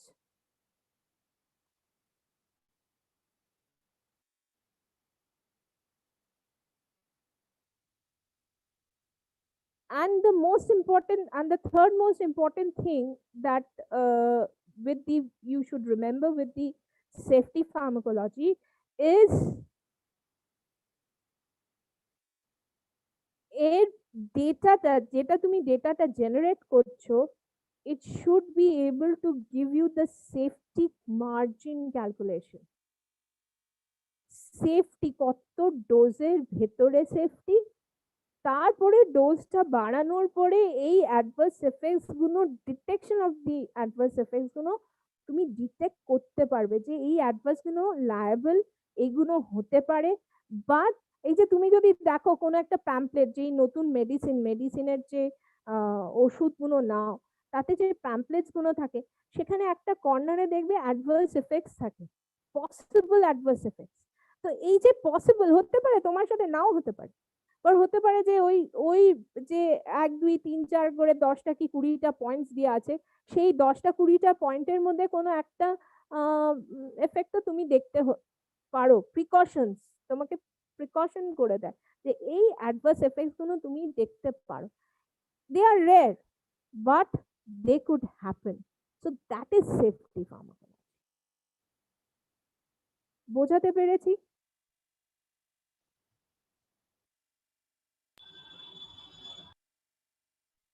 Have you understood it, or is there any problem?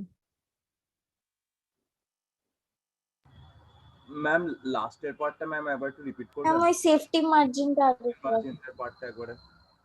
তুমি data generate করছো, তুমি অনেক রকম various studies করে data generate করছো to study the safety margin, ডোজের safety মার্জিনটা, কোন ডোজ তোমার সেফটি, কোন ডোজে অ্যাডভার্স এফেক্ট দিতে পারে, কার কম্বিনেশনের সাথে, কোনো কম্বিনেশনের সাথে দিলে কি এফেক্টটা বেশি হবে, এটাও তুমি চেক করতে পারো। তো মার্জিনাল সেফটি ক্যালকুলেশন, তোমার ডেটা তোমাকে একটা যেন এই একটা মানে লোয়ার লিমিট টু হায়ার লিমিটের একটা ডেটা প্রজেক্ট করতে পারো যে এর ভেতরে তুমি কোনো হয়তো এভরিথিং ইজ ফাইন, বাট এটার পরে হয়তো এফেক্টস গুলো আমি একটু অ্যাডভার্স রিয়াকশনস গুলো পেতে পারি, এই ডোজের উপরে হয়তো এই অ্যাডভার্স রিয়াকশনস পেতে পারি। তো সেই সেফটি মার্জিনটা তুমি ডিফাইন করে দিচ্ছ যে এই ডোজ থেকে এই ডোজে আমি এতটা পেতে পারি, এই অ্যাডভার্স এফেক্টস গুলো দিতে পারি, যখন আমি ডোজটা হয়তো বাড়ালাম তখন আরো একটু অ্যাডভার্স এফেক্টস কমপ্লিকেট হতে পারে, তাই জন্য তুমি ডিফাইন করে দিচ্ছ।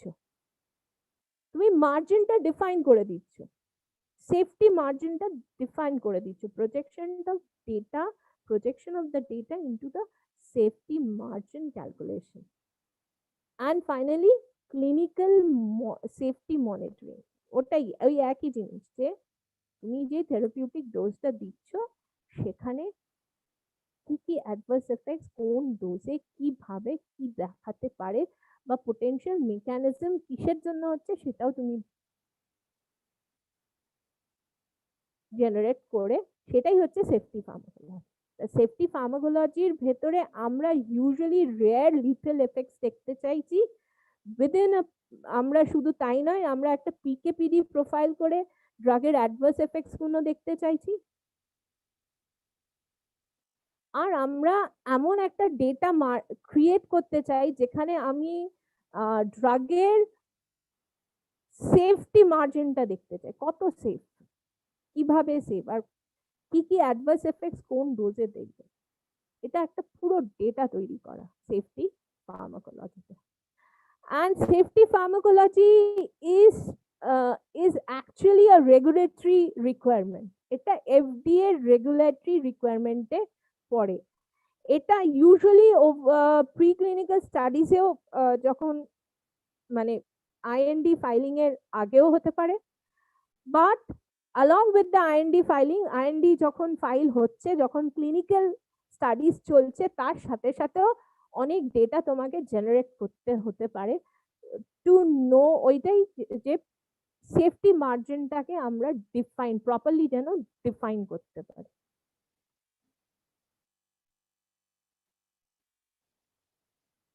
ক্লিয়ার? Yes ma'am.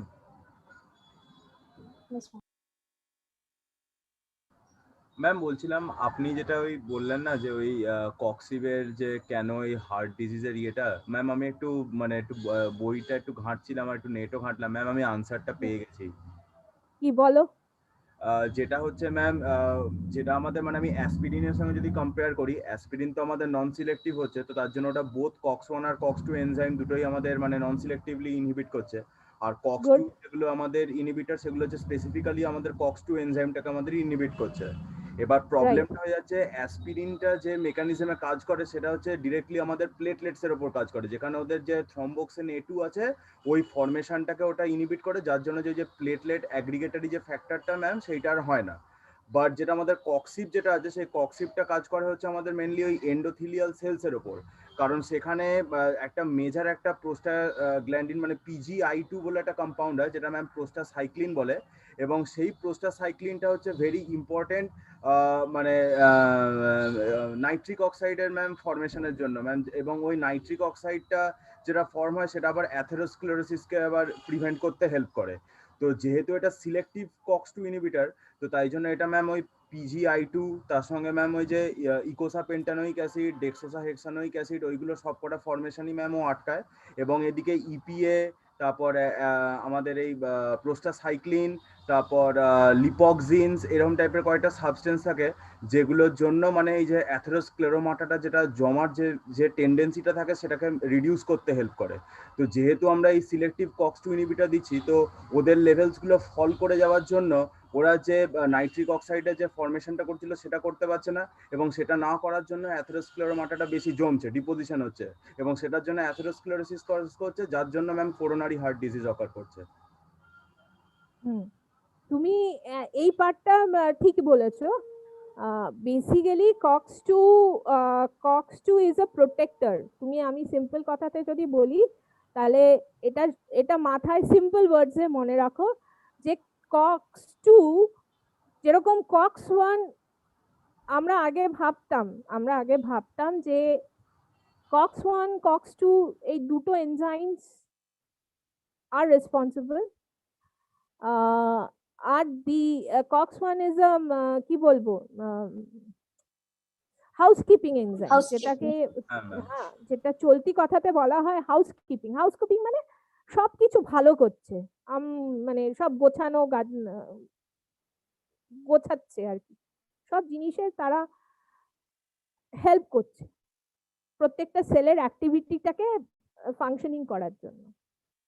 কিন্তু COX-2 ইজ ইনডিউসেবল। এটা হচ্ছে আমাদের একটা ভাবনা ছিল যে COX-2 ইনডিউসেবল। ইনডিউসেবল মানে যেখানে ইনফ্লামেশন হবে সেখানেই COX-2 আসবে।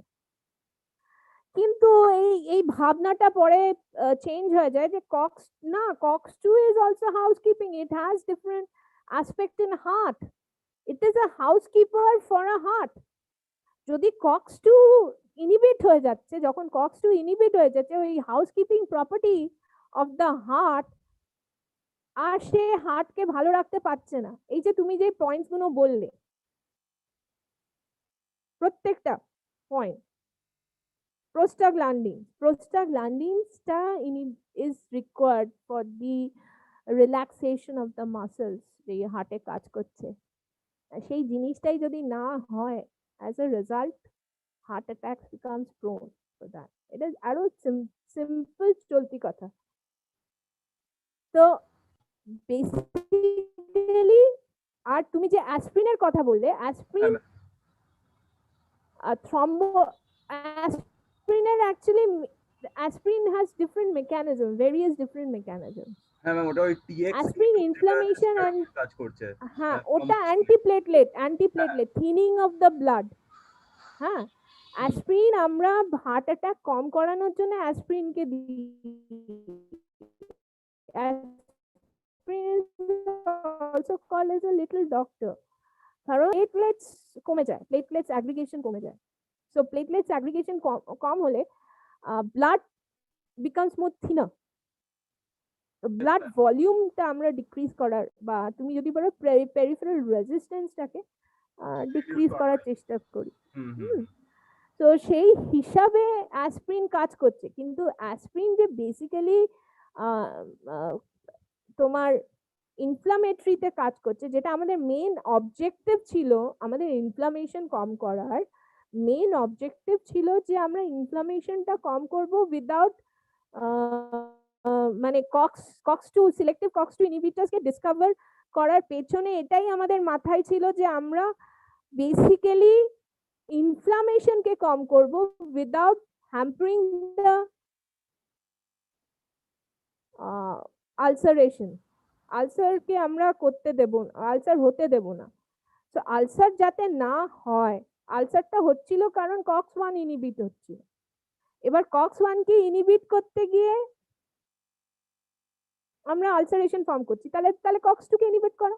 এবার COX-2 কে যখন আমরা ইনহিবিট করছি, তখন COX-2 যে housekeeping properties of the heart, it also getting inhibited. Yes ma'am. So as a result there are heart attacks. Yes ma'am. So fundamentally we have come to the basic point that we will inhibit the it's always better to মানে ওই peptic ulcer আমরা সারাতে পারবো। আমাদের কাছে আরো mechanisms আছে peptic আলসারকে বন্ধ করার। কিন্তু আমরা তো হার্টটাই চলে গেলে তো মানুষ মরে যাবে। মানুষ পেপটিক আলসার হলে তা মানুষ বেঁচে আছে, কিন্তু হার্টে যদি এফেক্ট করে মানুষ মরে যাচ্ছে। সো ইটস লাইক COX-2 আর not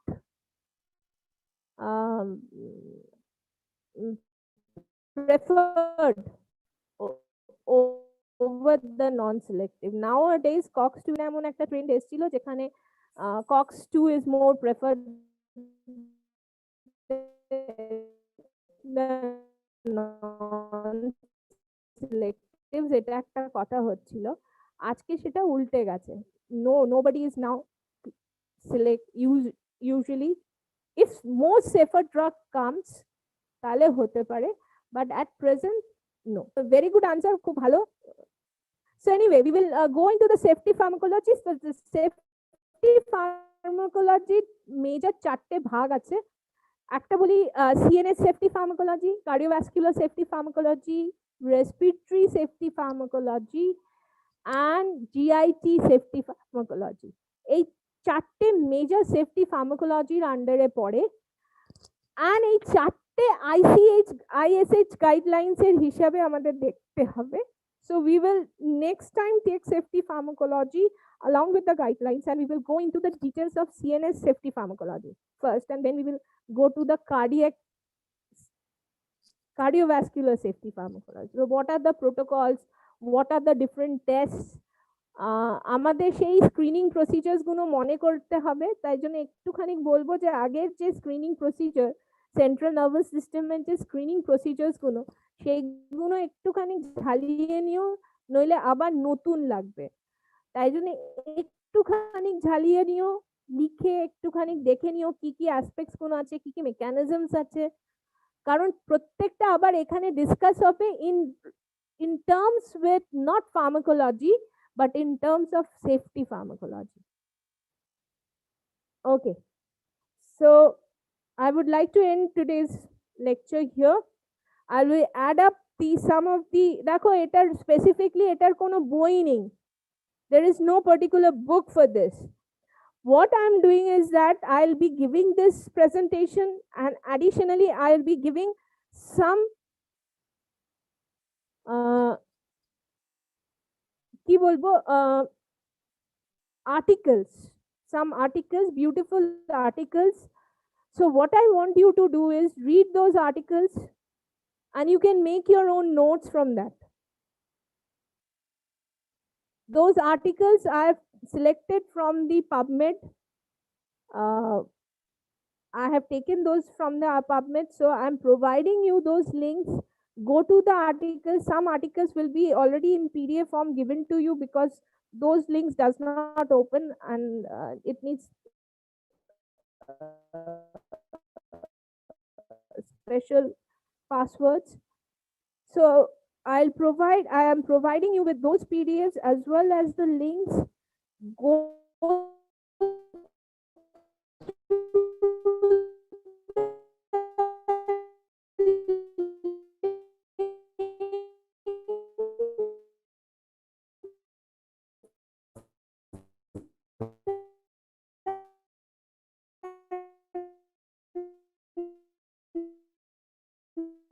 make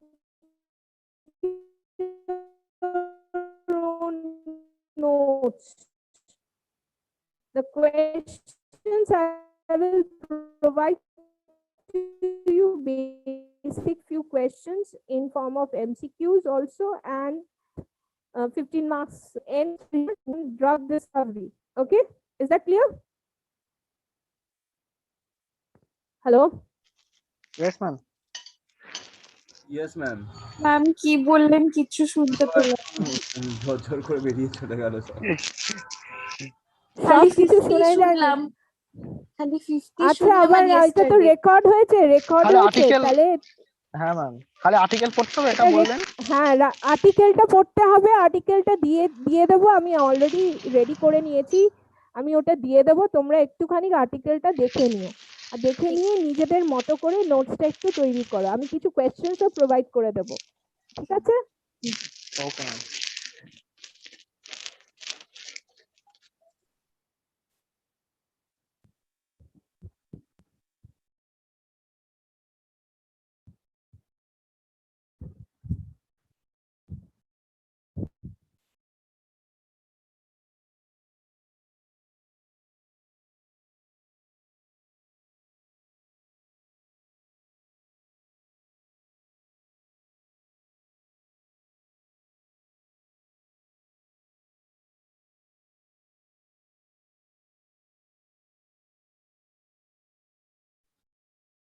একটু ওয়েট কর তোরা, অভিক স্যার আসুক, অভিক স্যার ঢুকুক, 5 মিনিট বাকি আছে।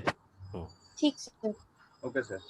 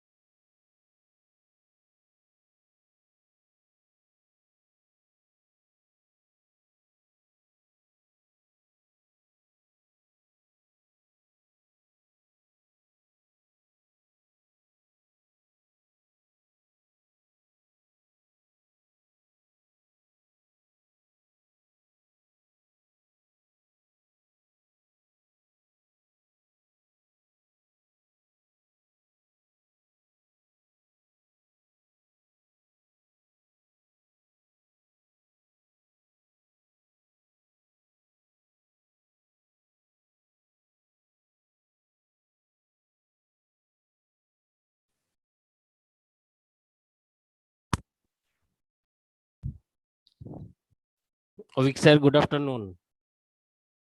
Good afternoon sir. হ্যাঁ, শোনা যাচ্ছে আমাকে? হ্যাঁ হ্যাঁ হ্যাঁ, শোনা যাচ্ছে। আমি আপনাকে করে দিয়েছি, পোস্ট করে দিয়েছি, আপনি ক্লাস শুরু করুন sir. Okay, thank you sir. Okay, welcome. Good afternoon students. শোনা যাচ্ছে? হ্যাঁ স্যার, শোনা যাচ্ছে স্যার। কিন্তু তোমাকে তো ভালো শুনতে পাচ্ছি গুড না বাবা। Afternoon sir. স্যার এবার পাচ্ছেন স্যার? বললে বিশ্বাস করবে না, পারছি। এই বর্ণিকা কোথায় গো? বর্ণিকা স্যার আগের ক্লাসটাতে ছিল স্যার, এরপর হয়তো স্যার। স্যার বেরিয়ে গেছে হয়তো, হ্যাঁ, প্রচন্ড আজকে নেটওয়ার্ক ইস্যু হচ্ছে। আচ্ছা, নেটওয়ার্ক ইস্যু হচ্ছে, ঠিক আছে, বেরিয়ে গেছে, ঠিক আছে। কেমন আছে, কেমন? স্যার বললো আগের থেকে বেটার আছে Better আছে এখন, স্যার, মানে আগের- জ্বরটা কমেছে বাট উইকনেসটা আছে, মানে এখন বেটার আছে আগের সপ্তাহ থেকে। আচ্ছা, ঠিক আছে, ভালো কথা। আর তোমরা সবাই ভালো আছো? হ্যাঁ স্যার, ঠিকঠাকই আছি স্যার। স্যার ভয়ে আছি পুরো, মানে একটু কারুর হাঁচি কাশি হলে ভয়ে অবস্থা খারাপ হয়ে হ্যাঁ, যাচ্ছে। একদম সেই রকম অবস্থা সবারই, মানে একটু যেগুলো এই সময় সাধারণ ভাইরাল ফিভার হয়, একটু জ্বর হয়, একটু টেম্পারেচার এদিক ওদিক হয়, হলেই লোকে টেস্ট করতে ছুটছে, এবং আমরাও ছুটছি। ভ্যাকসিন তো তোমরা এখনো পাওনি? না স্যার, রেজিস্ট্রেশনটা শুরু হচ্ছে তো বোধহয়, আজ থেকেই তো বোধহয় শুরু হওয়ার ছিল কোভিড, ওখানে গিয়ে তারপরে নালে দেবে না। হুম, সেই অবস্থা খুব খারাপ, অবস্থা খারাপ, মানে করোনা ঠিক আছে, করোনা হবে, কারোর কম বেশি হবে, সেই সব নিয়ে চাপ নেই, হবে, সেরে যাবে। কিন্তু প্রবলেম হচ্ছে যার একটু মেডিকেল দরকার, সাপোর্ট দরকার, মানে এক কথায় ডাক্তারি পরিষেবা দরকার, তার সে অক্সিজেন বলো বা রেমডেসিভির বলো বা যাই বলো না কেন, বা বেড বলো, কিচ্ছু পাওয়া যাচ্ছে না। এটাই চিন্তার কথা। নাহলে কি আছে, ওইগুলো পাওয়া গেলে এত চিন্তা ছিল না। ঠিক আছে, খুব ক্রিটিক্যাল কারোর কিছু হচ্ছে না, কিন্তু যাদের একটু ক্রিটিক্যাল, একটু দূরে একটুখানি অক্সিজেন পেলে বা একটুখানি ওষুধ পেলে সেরে যেতে পারতো, তারা কিন্তু বেশ বাজে জায়গায় চলে যাচ্ছে, পাচ্ছে না বলে। এটাই চিন্তা, আর কিছু না। আচ্ছা, অনেকেই জয়েন করতে চাইছে। ওকে, ঠিক আছে, সাবধানে থাকো এই বাজে সময়। আর কি বলবো, পড়াশোনাটা তো মোটামুটি আর বলার কিছু নেই, তার ভেতরেও যতটা পারবে চেষ্টা করো আর কি। সেই মোডেতে, সেই ফ্রিকোয়েন্সিতে, সেই চাপেতে পড়াশোনা হচ্ছে না, না তোমাদের না অন্য কোথাও। বিশেষ করে ইঞ্জিনিয়ারিং, মেডিকেল, ফার্মেসি, তিনটে জায়গা প্রচন্ড রকম হ্যাম্পার। এ নিয়ে আমি স্ক্রিন শেয়ার করছি। বর্ণিকা, হ্যাঁ স্যার। আছো কেমন? স্যার বেটার আছি। হুম, কি ওষুধ খেয়েছো? স্যার তখন তো মানে যখন চলছিল তখন তো অ্যাজিথ্রোমাইসিন, প্যারাসিটামল আর ওই জিঙ্কোভিট, লিমসি এগুলো চলছিল, আর এখন শুধু ভিটামিনস চলছে। তো এই যে নামগুলো করলে, এর বাইরে কোনো কিছুই খাওনি কখনোই? না, আর কাফ সিরাপ খেয়েছি স্যার। অ্যাজিথ্রোমাইসিন কটা খেয়েছো? 3টে? না না, ডেজ চলেছিল, একটা করে। 500 পার ডে, একটা 5 দিন। হুম হুম।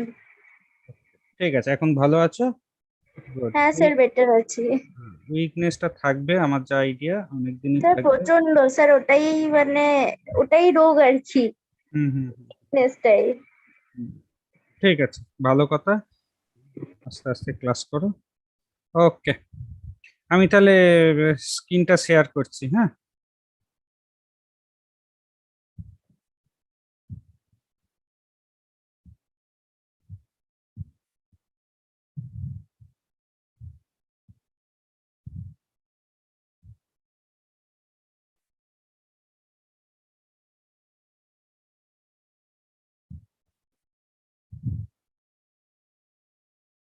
কি হলো, দেখা যাচ্ছে স্ক্রিনটা? না স্যার, দেখা না যাচ্ছে। স্যার। বাফারিং, বাফারিং হচ্ছে। Your screen sharing. তোমাদের সঙ্গে এইটা হয়, অন্যদের সঙ্গে তো এটা হয় না। দেখা গেলে বলো, হ্যাঁ। হ্যাঁ স্যার, হ্যাঁ হ্যাঁ হ্যাঁ স্যার দেখা যাচ্ছে। দেখা গেছে।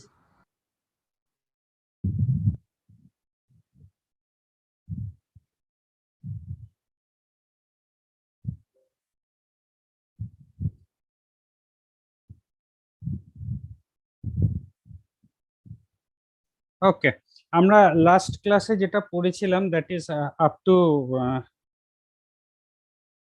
Yellow scheme, yellow card scheme, এবং তোমরা তার উপর নাকি কি সব লিখেওছো, যদিও আমি দেখিনি কি সব লিখেছো। তো মোটামুটি বুঝেছো তো ব্যাপারটা? হ্যাঁ স্যার, বুঝেছি স্যার। এমন কিছু হাতি ঘোড়া ব্যাপার ছিল না না স্যার, বোঝার জন্য। জিপিটিতে স্যার যেরকম ভাবে লেখা ছিল এবং আপনার নোটস সাথে মানে পড়ে পুরোপুরি বুঝে গেছি, কোনো অসুবিধাই হয়নি।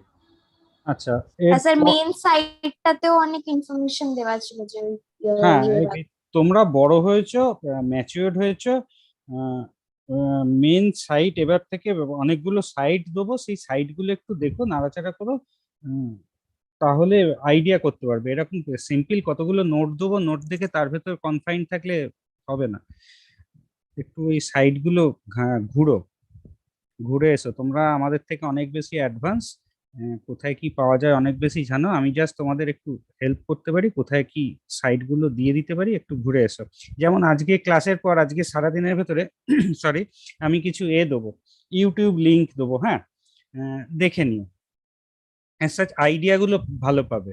আর মেটেরিয়াল নোট তো এমনি লেখা ফর্মে দিয়ে দেবো, আর পাওয়ার পয়েন্টও দেবো, কিন্তু আমি যে বইগুলো দেবো এতে বইয়ের লিংক বা ইউটিউবের লিংক একটু দেখো। তাহলে সোজা কথা হচ্ছে যে আমরা ফার্মাকোভিজিলেন্স নিয়ে কি করি, এডিআর নিয়ে কাজকর্ম করি। তো এডিআর কার ওপর করি? নতুন ড্রাগের ওপর? একদম না, নতুন পুরনো চলছে 20 বছর ধরে চলছে সবার ওপরে করি। তো এই পুরো ব্যাপারটা গ্লোবালি একটা সিস্টেমেটিক ওয়েতে যদি আমি করতে চাই, সেটাই হচ্ছে ফার্মাকোভিজিলেন্স। তো সেখানে কতগুলো টার্ম আছে, যেহেতু এই এডিআর ব্যাপারটা, অ্যাডভার্স ড্রাগ রিয়াকশন, এই ব্যাপারটা ওয়াজ নট ফ্যামিলিয়ার, বারবার বলছি। সো এর সঙ্গে কানেক্টেড টার্মিনোলজি গুলো are not so much familiar, এবং বললে বিশ্বাস করবে না, আমি তোমাদের আগের ক্লাসেই বলেছি we were not familiar with this terms also. আমাদের সময় এই টার্মগুলোই ছিল না বা পড়ানো হতো না। তো আমিও যে সবকিছু জানি এবং বুঝে খুব বিরাট হনু হয়ে গেছি ব্যাপারটা সেরকম নয় কিন্তু। তো আমরা তোমরা সবাই মিলে ব্যাপারটাকে একটু বোঝার চেষ্টা করি। দ্যাট ইজ সাম, যেমন ইয়েলো কার্ড স্কিম, যেমন এরপরেও আরো নতুন নতুন টার্ম আসবে। সো সিগন্যাল একটা টার্ম। সো যদি কোনো রেয়ার বা সিরিয়াস এডিআর হয়, যার safety related data not available, তাহলে সেই ড্রাগটা চলছে অনেক দিন ধরে, ঠিক আছে, তার কোনো অ্যাডভার্স এফেক্ট নেই বা অ্যাজ সাচ নেই, কিন্তু যেটা আছে সেটা রেয়ার। তো রেয়ার বলেই জানা যায় না, কিন্তু রেয়ার হলে কি হবে? সিরিয়াস। তো এরকম অনেক এক্সাম্পল আছে, একটা ড্রাগস তার ইন কমন পিপলের ভেতর তার কোনো এফেক্ট নেই, but for a particular disease, সেই লোকটার যদি আর একটা কোমরবিডিটি থাকে, তাহলে কিন্তু সেই particular drug may cause severe effect. তো এটা এতদিন জানা যায়নি, 20 বছর ধরে জানা যায়নি, কারণ 20 বছর ধরে সেই ড্রাগটা সেই পার্টিকুলার পেশেন্টকে দেওয়া হয়নি। তো হঠাৎ করে আজকে দেওয়া হয়েছে, সো তার সম্বন্ধে প্রিভিয়াস কোনো হিস্ট্রি নেই। সো একটা ঘটনা যখন ঘটলো, ঘটনা মিনস একটা adverse reaction or adverse event, যাই ঘটলো সেটা যদি যেখানেই ঘটুক না কেন, if it is reported, that is known as signal. So এক কথায় সিগন্যালের আমি যদি ডেফিনেশন বলি from this power point, signal is new possible causal link. এই কজাল লিঙ্ক কথাটা কিন্তু বস খুব ইম্পর্টেন্ট, কারণ মানে সোজা কথা কার্য কারণ সম্পর্ক। তুমি একটা ওষুধ খেলে আর নর্দমায় পড়ে গেলে, এটা নট কজাল লিঙ্ক। তুমি ওষুধটা না খেলেও পড়তে পারতে, কিন্তু ওষুধটা খেয়েছো বলেই নর্দমায় পড়েছো, এটা যদি প্রুফ করা যায়, that is causal link. Okay, so কারণ আছে, ওষুধটার একটা কিছু একটা যেটা তোমার এই পার্টিকুলার অ্যাডভার্স রিয়াকশনের জন্য responsible. If it is established then it is known as signal, যেটা আগে থেকে জানা ছিল না, which is previously unknown or incompletely documented, সেটা তুমি বা তোমরা বা কেউ একজন ফার্স্ট টাইম ডকুমেন্টেড করছো, সো দ্যাট ইজ সিগন্যাল। তো এরকম পৃথিবীর বিভিন্ন প্রান্ত থেকে বিভিন্ন সিগন্যাল আসবে, জড়ো হবে একটা ডাটাবেসে, এবং তারপর সেই ডেটাবেসটা নিয়ে যে কাজ করে, এক কথায় এই মুহূর্তে for the time being this is WHO, who will decide whether that should be considered or not। আমি একটা ছোট্ট এক্সাম্পল দিচ্ছি, সেটা হচ্ছে যে ইসরায়েলে vaccinated more or less complete, মানে যা রিপোর্ট করছি অ্যাবভ এজ অফ 18 বোধহয় 80% পার্সন আর ভ্যাকসিনেটেড। এই 80%টা হয়তো একটু এদিক ওদিক হতে পারে, আমি একটু ভুল বলতে পারি, যাই হোক না কেন সে ভ্যাকসিন দেওয়া হয়ে গেছে। Got it? এই অবধি কারোর অসুবিধা আছে? না স্যার। ওকে, আমাদের দেশেও দেওয়া হচ্ছে, সব জায়গায় দেওয়া হচ্ছে। ইসরায়েল কথাটা কেন বললাম, যে ওদের পপুলেশনের ম্যাক্সিমামকেই ভ্যাকসিনেটেড করা হয়ে গেছে, এই অবধি বস ঠিক আছে। সুতরাং তাদের ভেতরে রেট খুব কম। ইসরায়েল গভর্নমেন্ট বলে দিয়েছে যে মাস্ক পরাটা এখন আর নট ম্যান্ডেটারি, ওপেন ঘুরতে পারো, সবকিছু খুলে দিয়েছে, because their rate of infection is gradually and dramatically decreased. হ্যাঁ, এটা কেন? কেন না সবাই ভ্যাকসিনেটেড হয়ে গেছে, সুতরাং চান্স অফ এফেক্টেড হওয়ার কম। ওকে, এই অবধি ঠিক ছিল। কিন্তু দেখা যাচ্ছে যে যাদের সেকেন্ড ডোজ নেওয়া হয়ে গেছে তারপরেও বেশ কিছু লোকের লাংস, হার্টের মাসেলের প্রবলেম হচ্ছে। সো এইটা কিন্তু এতদিন অবধি that was not reported. So now this is being reported that some people are suffering from heart problem এবং হতে পারে ক্লট করছে। ক্লটটা কোথায় করছে? It may be heart or in maybe brain, cerebral. Now the question is, Pfizer বানিয়েছিল, তো ফাইজারকে এটা নিয়ে বলা হয়েছিল, ফাইজার বলছে হ্যাঁ এটা হচ্ছে ঘটনা। So is it any causal relationship between drug or vaccine and of this disease? এটা কি সত্যি এই ভ্যাকসিনটা নেওয়ার জন্য হচ্ছে না হচ্ছে না? এটা কে ডিসাইড করবে? হতে পারে ভ্যাকসিন না নিলেও তার এটা হতো। সো এই সিগন্যাল মানে অমুক জনের এইটা হয়েছে, অমুক জন এই ভ্যাকসিনটা নিয়েছে তারপরে এটা হয়েছে, এটা একটা সিগন্যাল গেল। এরকম পৃথিবীর বিভিন্ন প্রান্ত থেকে, বিভিন্ন জায়গা থেকে, বা ইসরায়েলেরই বিভিন্ন পেশেন্টের থেকে এই সিগন্যালগুলো জড়ো হচ্ছে একটা ডেটাবেসে। Now after calculating all this phenomena, scientists will decide that whether this blood clot or this muscle impairment is really due to this Pfizer made vaccine or not। তার জন্য তো সময় লাগবে বস, এত তাড়াতাড়ি তো হবে না। কিন্তু এই সময়টা পাওয়ার আগেই আমরা মাস রেটে ভ্যাকসিন দিতে শুরু করে দিয়েছি। জানি না আজ থেকে 5 বছর পর সবাই হার্টের পেশেন্টে ভুগবে কিনা, না হলেই ভালো। তো হতে পারে ভ্যাকসিন নিয়ে নিলে কারোর করোনা হলো না, এবার হার্ট পেশেন্ট বেড়ে গেল হিউজ রেটে। সো সেই জায়গায় এখনো যায়নি, কারণ সিগন্যাল গুলো তৈরি হচ্ছে। Got it? সো সিগন্যাল হচ্ছে এরকম, যেটা previously unknown or incompletely documented, সেইটাকে আমি ডকুমেন্টেড করছি। হোপ কিছুটা বুঝছো? হ্যাঁ স্যার। হ্যাঁ স্যার। হ্যাঁ স্যার। স্যার আপনি তো ভয় দেখিয়ে দিলেন, তাহলে কি ভ্যাকসিন নেবো না? না না, আমি না, তুমি যদি বাংলা ভাষায় জিজ্ঞাসা করো ভ্যাকসিন নেবো না আর আমরা ভ্যাকসিন, সেটা আলাদা কথা। কিন্তু ঘটনা হচ্ছে যে খুব সত্যি কথা আমি আগের দিন বলেছিলাম, হ্যাঁ আমি খুব আগের দিন বলেছিলাম যে আমরা হচ্ছি ফেজ 4 ট্রায়ালের গিনিপিগ। তো ফেজ 4 তো জানো, পোস্ট মার্কেটিং ক্লিনিক্যাল ট্রায়ালের ফেজ 4। তো আমরা সেই গিনিপিগ। এবার আমাদের ভেতর দিয়ে যাওয়ার পর, এবং ফেজ 4টা সময় লাগে বস, 2-3 বছর সময় লাগে একটা ফেজ 4 কমপ্লিট করতে মিনিমাম। এবং আগেও বলেছি একটা ড্রাগ বাজারে আসতে 9 থেকে 12 বছর সময় লাগে, তার মধ্যে ফেজ 4ই নেয় 2 থেকে 3 বছর মিনিমাম। সো তুমি পেয়েছো হাতে হার্ডলি 2 থেকে 3 মাস, মানে কোম্পানি পেয়েছে, তার ভেতরেই ওই ফেজ 4 কমপ্লিট, এবং ফেজ 4 কমপ্লিট না, সরি ফেজ 3 কমপ্লিট, ফেজ 4 তোমাকে দেওয়া হচ্ছে, কারণ বলা হয়েছে, অর্গানাইজেশন বলেছে, মানে গভর্নমেন্ট বলেছে now it can be marketed. So marketed হচ্ছে, সবার ভেতরে দেওয়া হচ্ছে। এবার হ্যাঁ, তাহলে স্যার কি নেবো না, এইটা বলার মতন জায়গায় শুধু আমি কেন, কেউ নেই, আমাদের দেশেরও কেউ নেই, বাইরের দেশেরও কেউ নেই, কেউ নেই, কারণ জিনিসটা যেটা নিচ্ছ সেটা 1 বছর পর প্রবলেম করবে না 5 বছর পর প্রবলেম করবে, নাকি কোনোদিনই প্রবলেম করবে না জানার জন্য তোমাকে তো অ্যাটলিস্ট ভাই 1 বছর বা 2 বছর ওয়েট করতে হবে। তো টাইম বলবে এটা সেফ কি সেফ না, আমি তুমি কেউ বলার না। হ্যাঁ, এবার দেখা যাচ্ছে এটা নিলে, ভ্যাকসিনটা নিলে মর্টালিটি রেট অনেক কমছে, ভ্যাকসিনটা না নিলে মর্টালিটি রেট বাড়ছে। এটা যদি সত্যি হয় তাহলে বস নিয়ে নেওয়া ভালো, কারণ মরে যাওয়ার থেকে তো একটা হার্টের অসুখ হয়ে থাকা ভালো। এই লজিকে কেউ যদি নেয় তো নিতে পারে, বা হতে পারে কোনো অসুখই করলো না, সেটা হওয়ারই চান্স বেশি, তাহলে আমি কেন বেকার নেবো না, বেকার ওইটা না নিয়ে পটল তোলার থেকে আমি সিম্পল একটু নিয়ে নিই, তাতে কি প্রবলেম হবে পরে দেখা যাবে। তো এই মেন্টালিটি নিয়ে লোকে নিচ্ছে, এবং গভর্নমেন্টও এনকারেজ করছে নিতে, কিন্তু এর এগেনস্টেও রিপোর্টেড, বলছি তো ইসরায়েলের রিপোর্টেড, আমি তো বানাচ্ছি না, আমি পেপারের নিউজ বলছি। So this is reported.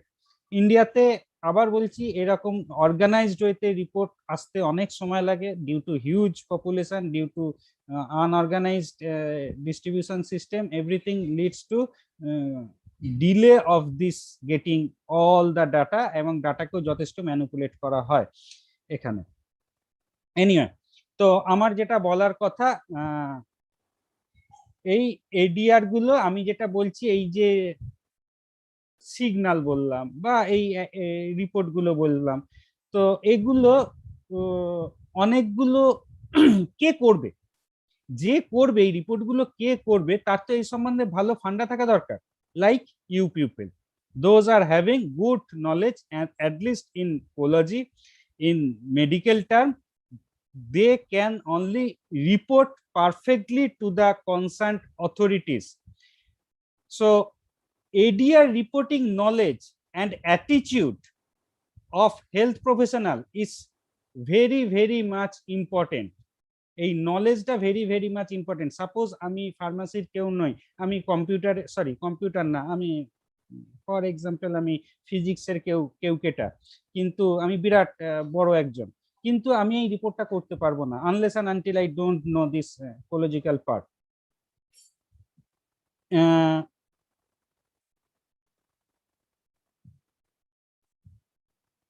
Membership of হু, যেটা ইউএমসি তে বলা হচ্ছে, হু Program for International Drug Monitoring is coordinated by the WHO Collaborating Center for International Drug Monitoring, known as the Uppsala Monitoring Center. So এটা সুইডেনে, জায়গাটার নাম Uppsala, সেইখানেতে WHO এর যে collaborating centre, there all these informations are stored, gathered and analyzed with the different software. আমি UMC নিয়ে ছোট করে একটু বলি, কিন্তু আমি ডিটেলস বলবো না। ইউএমসির আমি নোট পাঠিয়ে দেবো, দরকার হলে লিঙ্ক পাঠিয়ে দেবো, একটু পড়াশোনা করবে, it is very much important. So UMC, Uppsala monitoring centre, located in Uppsala, Sweden, সুইডেনের একটা জায়গা, is the field name for the World Health Organization Collaborating Center for International Drug Monitoring. আমি আবার বলছি, এটা নামটা হচ্ছে for the world health WHO এর collaborating centre for international drug monitoring. EMC works by collecting, কিভাবে কাজ করে, collecting, assessing and communicating information from member countries. Member countries মানে WHO এর আন্ডারে যতগুলো কান্ট্রি আছে। যখন খুব লাফালাফি হয়েছিল, চীন এটা বার করেছে, তখন কে ছিল আমেরিকায়, ট্রাম্প, তোমাদের মনে আছে কিনা জানি না, ট্রাম্প খুব বলছিল যে চীনই এটা করেছে, চীনই এটা করেছে। সো এবং WHO এটাকে সাপোর্ট করেছে, তো ভয় দেখাচ্ছি। হ্যাঁ, কেউ কিছু বলছো? চীনা ভারত আমি শুনতে পাচ্ছি না, কে কি বলছো? ওকে, আমি শুনতে পেলাম না। ওকে, একটু পরে জিজ্ঞাসা করব, কেউ যদি কিছু বলো। তো তখন ট্রাম্প ভয় দেখিয়েছিল যে আমি কিন্তু হুকে ছেড়ে দেবো, হু চীনকে সাপোর্ট করছে, চীনের ইনফরমেশন করছে, ম্যানিপুলেট করছে, সো আমি হু থেকে বেরিয়ে আসবো। কথাটা মনে আছে কি কারো? ট্রাম্প এরকম ভয় দেখিয়েছিল হুকে। হ্যাঁ স্যার মনে আছে হ্যাঁ স্যার, নিউজে এসেছিল। হ্যাঁ, তো ট্রাম্প ভয় দেখিয়েছিল কারণ কারণ কি? কারণ যে ইউএসএ হচ্ছে ওয়ান অফ দা মোস্ট, কি বলবো, ওই ব্যাংক থেকে বলে না আপনি একজন প্রাইম কাস্টমার, তাই জন্য আপনাকে এই ক্রেডিট কার্ডটা দেওয়া হচ্ছে। তো প্রাইম কাস্টমার হুয়ে, তো এরকম মেম্বার, আমি যেটা বলতে গিয়ে অন্যদিকে চলে গেলাম, যে ইউএমসির কাজটা কি? Collecting, assessing and communicating information from member countries. So member countries মানে হুয়ের আন্ডারে কতগুলো কান্ট্রি জয়েন করেছে, কোলাবোরেট করেছে, কান্ট্রিগুলো বলেছে হ্যাঁ আমরা হুয়ের আন্ডারে, মানে হু যা বলবে তাই শুনবো, বা আমরা হুকে হেল্প করব। তো তার ভেতরে সবচেয়ে বড়, মানে তার জন্য হুকে টাকা দিতে হয় বা হুয়ের থেকে বিভিন্ন হেল্প পায় বলে, তো ইউএসএ হচ্ছে একটা মেন প্রাইম কাস্টমার। তো ট্রাম্প তাই জন্যই ভয় দেখিয়েছিল। তো member countries for national pharmacovigilance centre in regard to benefits, harm, effectiveness and risk of the drug. তাহলে ইউএমসির কাজটা কি? আমি আবার বলছি, by collecting, assessing and communicating information from member countries, national pharmacovigilance centres. National pharmacovigilance centre মানে প্রত্যেকটা কান্ট্রিরই তাদের নিজস্ব ফার্মাকোভিজিলেন্স সেন্টার আছে। প্রত্যেকটা কান্ট্রি মিন্স এই হুয়ের আন্ডারে যে মেম্বার কান্ট্রিজ গুলো আছে, তার ভেতরে বললে বিশ্বাস করবে না, ইন্ডিয়াও আছে। তো member countries national pharmacovigilance centre in regards to, কি করে তারা? To the benefit, harm, effectiveness and risk of drug, এইগুলো নিয়ে ওরা কাজ করে। তার মানে এক কথায় হুয়ের কিন্তু নিজস্ব কোনো অর্গানাইজেশন বা নিজস্ব কোনো সেট আপ অ্যাজ সাচ নেই। ওদের যেটা আছে ইউএমসি আছে। ইউএমসি তে সব কিছু সারা পৃথিবী থেকে ওদের আন্ডারে যে মেম্বার কান্ট্রিজ গুলো আছে সেখান থেকে ইনফরমেশন জড়ো হয়। কি ইনফরমেশন জড়ো হয়? রিগার্ডিং দা, যেটা বললাম, regards the benefits, harm, effectiveness and risk of the drug জড়ো হয়। ও কি করে? এই ইনফরমেশন গুলোকে নিয়ে কি করে? কালেক্ট করে, অ্যাসেস করে, কমিউনিকেট করে information.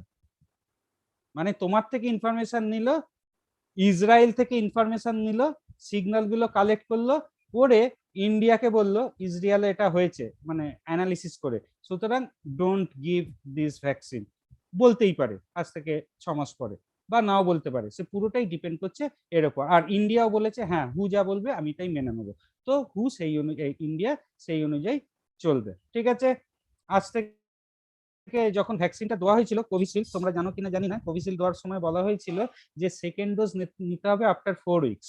Do you have any idea? Second dose 4 weeks, তারপর হ্যাঁ হু বলেছে it is better to take within 6 to 8 weeks. তো এখন মোটামুটি এই গল্পতেই নেওয়া হচ্ছে, কারণ হু বলেছে।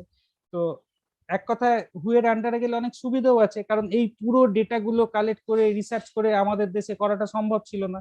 হু বলেছে মানে অবভিয়াসলি ঠিকঠাকই বলবে। সো এই হচ্ছে হুয়ের কাজ বা ইউএমসির কাজ। কবে হয়েছিল? 1978-এ। হু programme for international drug monitoring has been carried by UMC. 1978-এ ইউএমসি তে এটা তৈরি হয়েছিল। In the early years of the staff considered of just 3 pharmacist based at the Swedish medical product agency. Swedish medical product এজেন্সির 3 জন ফার্মাসিস্টকে নিয়ে 1978-এ এই ভদ্রলোক মানে ইউএমসি, উপসালা মনিটরিং সেন্টার, তৈরি হয়েছিল। আর এখন more than 100 countries are involved in this UMC. ঠিক আছে, প্রথমে 3টে কান্ট্রি নিয়ে শুরু হয়েছিল, একটু দেখে নিও, আমি লিঙ্ক এটা দেবো, সেখানে আছে তার ভেতরে মোস্ট প্রবাবলি ইউরোপ তো আছেই, বোধহয় জাপানও ছিল আর আমেরিকা ছিল, 3টে কান্ট্রি দিয়ে শুরু হয়েছিল, আর এখন 100টার ভেতরই মেম্বার কান্ট্রি আছে। ঠিক আছে, কাজগুলো তো মোটামুটি বললাম, বাকিটা দেখে নিও। The main focus and source of data in pharmacovigilance are report of ICSR. এই কতগুলো নতুন নতুন নাম শুনবে, যেমন ইউএমসি একটা নতুন নাম শুনবে। এখন এইমাত্র বলছি ICSR, তাই জন্যই বলেছি যখন ক্লাস করবে তখন একটা নোট বই আর একটা পেন্সিল পেন নিয়ে বসবে, এই ছোট ছোট কথাগুলো টুকে রাখবে, দেখবে পরে এগুলোই কাজে দেবে। ICSR কেউ বলতে পারবে full form? From pharmacovigilance point of view, what is the full form of ICSR? So okay, so this is individual case study report. হ্যাঁ, কোথায় পেয়েছো বস? Class semester 8-এ? না স্যার, মানে বিজনেস পড়েছিলাম, যেখানে পড়েছিলে। তো ইন্ডিভিজুয়াল কেস স্টাডি রিপোর্ট হচ্ছে most important source of information. So আইসিএসআরটা কি আমরা পরে ডিটেলসে বুঝবো। ফ্রম হেলথ কেয়ার কে মানে আমি আবার পড়ছি যে the main focus and source of data in pharmacovigilance are reports of ICSR, মানে individual case study reports from health care providers and patients in member countries of the হু programme. আর এই ICSR ডাটাবেসটা যেটাকে বলা হয় ভিজি বেস, VIGI BASE, আবার একটা নতুন টার্ম পেলে, ভিজি বেস, এটা একটা ডাটাবেস, এটা একটা software, is maintained and developed on behalf of the হু বাই ইউএমসি। তাহলে হু এর একটা সিস্টার কনসার্ন বলতে পারো ইউএমসি। ইউএমসি এই পুরো ইনফরমেশন স্টোর রাখে সারা পৃথিবী থেকে। কিভাবে স্টোর রাখে? ভিজি বেস দিয়ে স্টোর রাখে।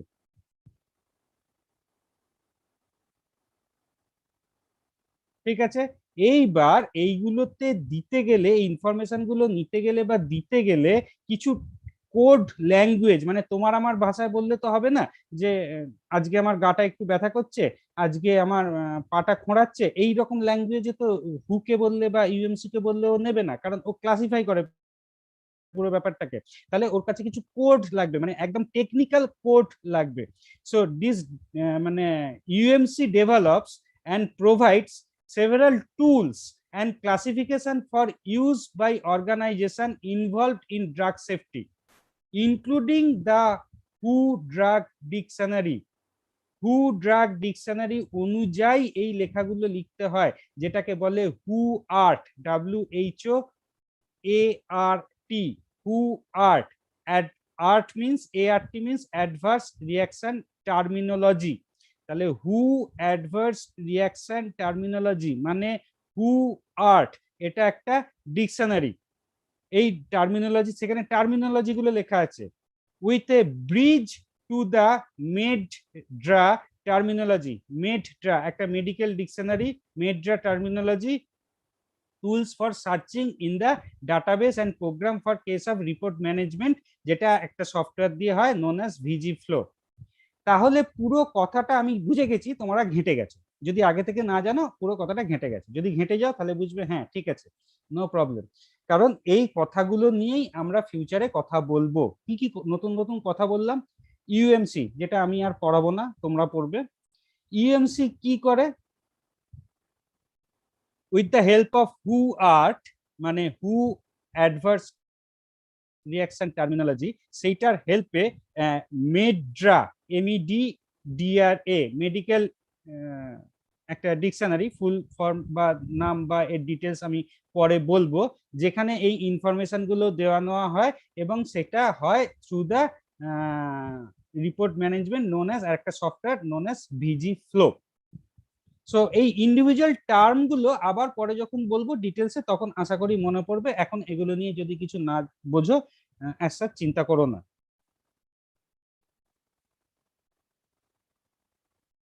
আচ্ছা, তোমাদের আমি পাঠিয়ে দেবো হু ছোটবেলা থেকে, মানে জন্ম থেকে আজ অব্দি কিরম ভাবে আস্তে আস্তে ডেভেলপ হয়েছে, এবং এইটা কিন্তু ইম্পর্টেন্ট। আর ভিজি বেস কি বলে, একটু আগেই বললাম ভিজি বেস আর ভিজি ফ্লো। তো এই দুটো জিনিস কি পাঠিয়ে দেবো, দেখো, আর লিঙ্ক গুলো কিন্তু মন দিয়ে দেখো। ওকে,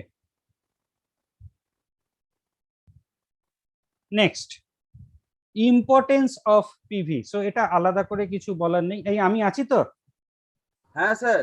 আপনি থাকছেন হ্যাঁ স্যার? স্যার আছেন। হ্যাঁ। আপনি থাকতেন স্যার।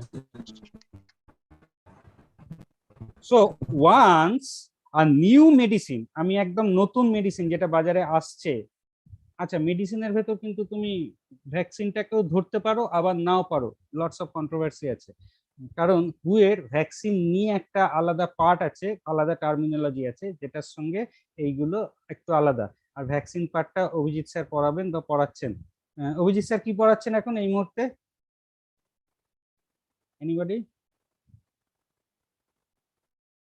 ওই বেসিক্যালি ওই স্যার আমাদের ফার্স্ট ক্লাস একটাই হয়েছে ক্লাস স্যারের হয়েছে সাথে। স্যার, তারপর থেকে সব ওই থার্সডে গুলোতে স্যার ছুটি হয়ে যাচ্ছে বলে আর স্যারেরা তারপর থেকে আর ক্লাসই হয়নি। ওই আচ্ছা পাঁচ আচ্ছা দিনই শুধু স্যারের ক্লাস হয়েছিল। আচ্ছা আচ্ছা, আসলে আমার মানে তোমাদের যেটা এই মুহূর্তে জানার দরকার খুব তাড়াতাড়ি, সেটা হচ্ছে একটা নতুন ওষুধ বাজারে বেরোলে তার কি কি ক্লিনিক্যাল ট্রায়ালের ভেতর দিয়ে যেতে হয় এবং তার ফেজগুলো কি কি, সেইটা আগে জানলে জিনিসটা পরিষ্কার হয়। এই কথাগুলো বললে বুঝতে সুবিধা হয়, তো সেটা উনি পড়াবেন। তো এনিয়ে, once a new medicine is launched without any known long term safety studies, যেমন এই ভ্যাকসিনটা কোনো লং টার্ম সেফটি স্টাডি নেই, হয়নি, may not claim to be the therapeutically safe and effective and may show harmful or even life threatening effect in population after use। ঠিক এই কথাটাই আমি একটু আগে বলছিলাম এবং তোমরা বলছিলে তাহলে কি স্যার ভ্যাকসিন নেবো না। আমি রিপিট করছি কথাটা, once a new medicine is launched without any known long term safety studies, may not claim to be the therapeutically safe and effective and may show harmful or life threatening effect in population after use। ঠিক আছে, ইন্ডিয়াতে এই few years ago the safety valuation of drug was based on the chronic use of that drug. অনেক অনেক দিন ধরে use হচ্ছে সেই ড্রাগটা, তো তার উপর এগেনস্টে কি রিপোর্ট আসছে কি না আসছে, তো সেটার কোনো সাইন্টিফিক কোনো রুলস রেগুলেশন ছিল না, but this practice was inaccurate and fail to claim complete safety. এইভাবে কমপ্লিট সেফটি তুমি দাবি করতে পারো না একটা ড্রাগের, যে আমার তো 20 বছর ধরে চলছে, কই কিছু তো হয়নি। তো এরকম কিছু হয়নি মানে কি, কিছু হলে কি তুমি রিপোর্ট করেছো, রিপোর্ট করার মতন জায়গায় গেছো? না, যাওনি, তাই জন্যই তুমি বলতে পারো না যে কিছু হয়নি। So considering fact, many companies or CRO full form, anybody? Sir contact research organisation. Contact research organisation, এটাকে ক্লিনিক্যাল রিসার্চ অর্গানাইজেশন বলে, দুটো একই জিনিস। তো সেই সিআরও বা ওই কোম্পানিজ মানে মেডিকেল কোম্পানিজ মানে pharmaceutical companies itself started investigating the individual drug research and launching newer product in market। তাহলে এই সিআরও, আমি বলছিলাম না এই লাইনে চাকরির এটা খুব বেড়ে গেছে, ডিমান্ডটা খুব বেড়ে গেছে due to the existence of this CRO, clinical বা কন্ট্যাক্ট রিসার্চ অর্গানাইজেশন। এরা কি করে, এরা ওই যেটা বললাম একটা নতুন ড্রাগ বাজারে আসছে তার একদম ইনভেস্টিগেশন, একদম শুরু থেকে লাস্ট অব্দি ক্লিনিক্যাল যে ইনভেস্টিগেশন গুলো প্রোডাক্টটা মার্কেটে আসা অবধি এবং মার্কেটে আসার পরও তাদের কাজ পুরোটা। এবং যেহেতু one new product is developed, a new information tends to be generated which may be beneficial or harmful and may impact on risk benefit profile of that medicinal product। তো এর একটা টার্ম পেলে, রিস্ক বেনিফিট প্রোফাইল কি জিনিসটা পরে বলবো, কথাটা পেলে মনে রেখো। তো এইটা হচ্ছে সিআরওর কাজ।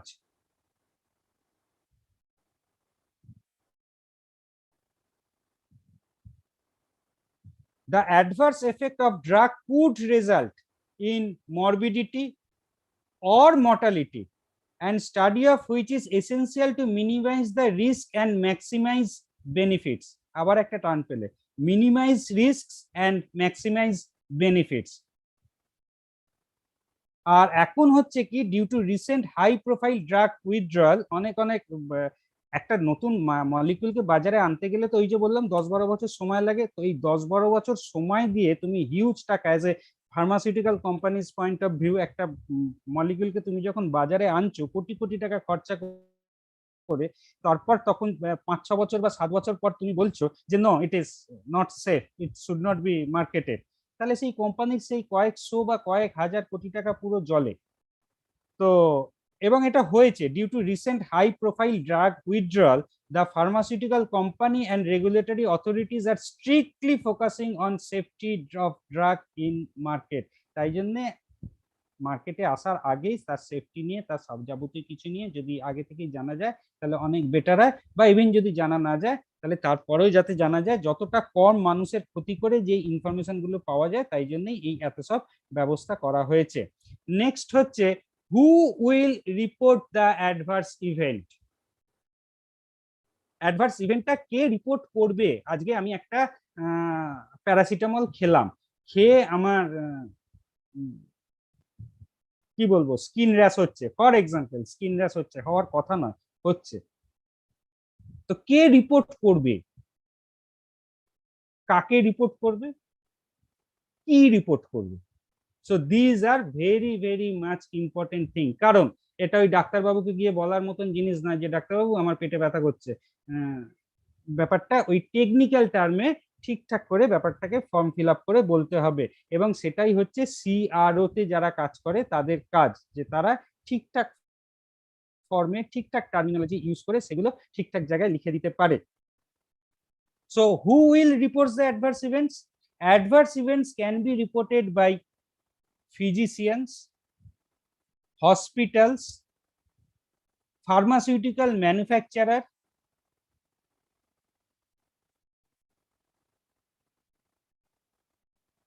pharmacists, nurse, patient, not only patient but also their friends, relative can report the adverse event. In short, এক কথায় বলতে গেলে anybody, either the person consuming the drug or the person knowing the patient or observing the event can report the adverse event, মানে সবাই লিখতে পারে। এখানে এর সুবিধাটা গ্লোবালি করে দেওয়া হয়েছে, সবাই লিখতে পারে। এবার সবাই লিখলে প্রবলেম হয় কি, ওই যে সিগন্যাল তৈরি হয় বললাম না, সিগন্যাল মানে একটা কজাল রিলেশন তৈরি হলো, মানে এই ড্রাগটা খেয়ে আমার এই অ্যাডভার্স ইফেক্টটা হয়েছে। এবার সবার হাতে যদি ব্যাপারটাকে ছেড়ে দিই তাহলে সিগন্যাল তৈরি হওয়ার থেকে নয়েজ বেশি তৈরি হয়। নয়েজ ব্যাপারটা কি, মানে রেডিওতে, এখন তো রেডিও শোনো না, রেডিওতে একটা সেন্টার যখন ধরা হতো ঘুরিয়ে ঘুরিয়ে নব ঘুরিয়ে, একটা সেন্টার, সেটা মনে করো কলকাতা ক আর কলকাতা খ, এই দুটোর মধ্যিখানে বেশ কিছুটা জায়গা থাকতো, তো সেন্টারটা কাঁটাটা যখন সেই ইন বিটুইন থাকতো তখন ওই একটা অদ্ভুত হিজিং সাউন্ড করতো। Do you have idea? FMO হয় তো সেই হিজিং সাউন্ডটা সেটা টিউন করতে এক্স্যাক্টলি টিউন করতে গেলে দুটো ঠিকঠাক সেন্টারের মাঝামাঝি জায়গাটা কোনো সাউন্ডই পেতে না, কোনো সাউন্ড পেতে না বললে ভুল হবে, কোনো ইনফরমেশনই পেতে না, কিন্তু একটা হিজিং সাউন্ড আসতো, এবং that hissing sound is known as noise. তো আমি যদি সবাইকে বলি যে যে কেউ ভাই রিপোর্ট করতে পারো, তাহলে কিন্তু সিগন্যাল যতটা হবে তার থেকে বেশি নয়েজ বেশি হবে, তাই তো? মানে ভুলভাল কথা বেশি হবে, তাই তো? কারণ সবার হাতে। এবার আমি প্যারাসিটামল খেয়ে আমার সেদিন হয়েছে, রাত্রিবেলায় আমি মাটন বিরিয়ানি খেয়েছি, আমার ঘুম ভালো হয়নি, অ্যাসিডিটি হয়ে গেছে, এবার আমি গায়ে একটু টেম্পারেচার ছিল বলে আমি খেয়েছি, প্যারাসিটামল খেয়েছি। আমি কি লিখলাম অ্যাডভার্স রিয়াকশনে, যে প্যারাসিটামল খেয়ে আমার ঘুম হয়নি। So it is noise. Mutton biryani খেয়েছি সেটা তো আমি লিখতে পারছি না, আমার তো নলেজ নেই অতটা যে মাটন বিরিয়ানির জন্য এটা হতে পারে। তো সবার তো সব টাইপের নলেজ থাকবে এটা তো ভাবা যাবে না। So it is very difficult to isolate noise from signal. তো এই ডাটাবেস থেকে ওই পার্টিকুলার ফর্মে তুমি যদি ফিল আপ করে পাঠাও তাহলে কিন্তু it is easier two isolate the noise from the signal. তো সেটাকে করা হয়, সেটা পরের গল্প, সেটা স্ট্যাটিস্টিক্যাল পার্ট, সেখানে আমি আপাতত ঢুকছি না। Sorry, what should be reported, কি রিপোর্ট করবে? If it is a new drug, all suspected reactions, মানে আমি যদি নতুন ড্রাগ খাই, প্যারাসিটামল না খাই, তাহলে ওই মাটন বিরিয়ানি খাওয়ার পর আমার যদি রাত্রিরে ঘুম না হয় তাহলে সেটাও আমাকে রিপোর্ট করতে হবে যে ওষুধটা খেয়েছি এবং রাত্রিরে ঘুম হয়নি। কারণ লেখাই আছে for the new drugs all suspected reactions including the minor or mild in severity adverse events should be reported. তারপর রিপোর্টের পর অ্যানালিসিস হবে যে তোমার কেন ঘুম হয়নি, মাটন বিরিয়ানির জন্য হয়নি না ওষুধের জন্য হয়নি, that will be analysed later, but তোমাকে আগে রিপোর্ট করতে হবে।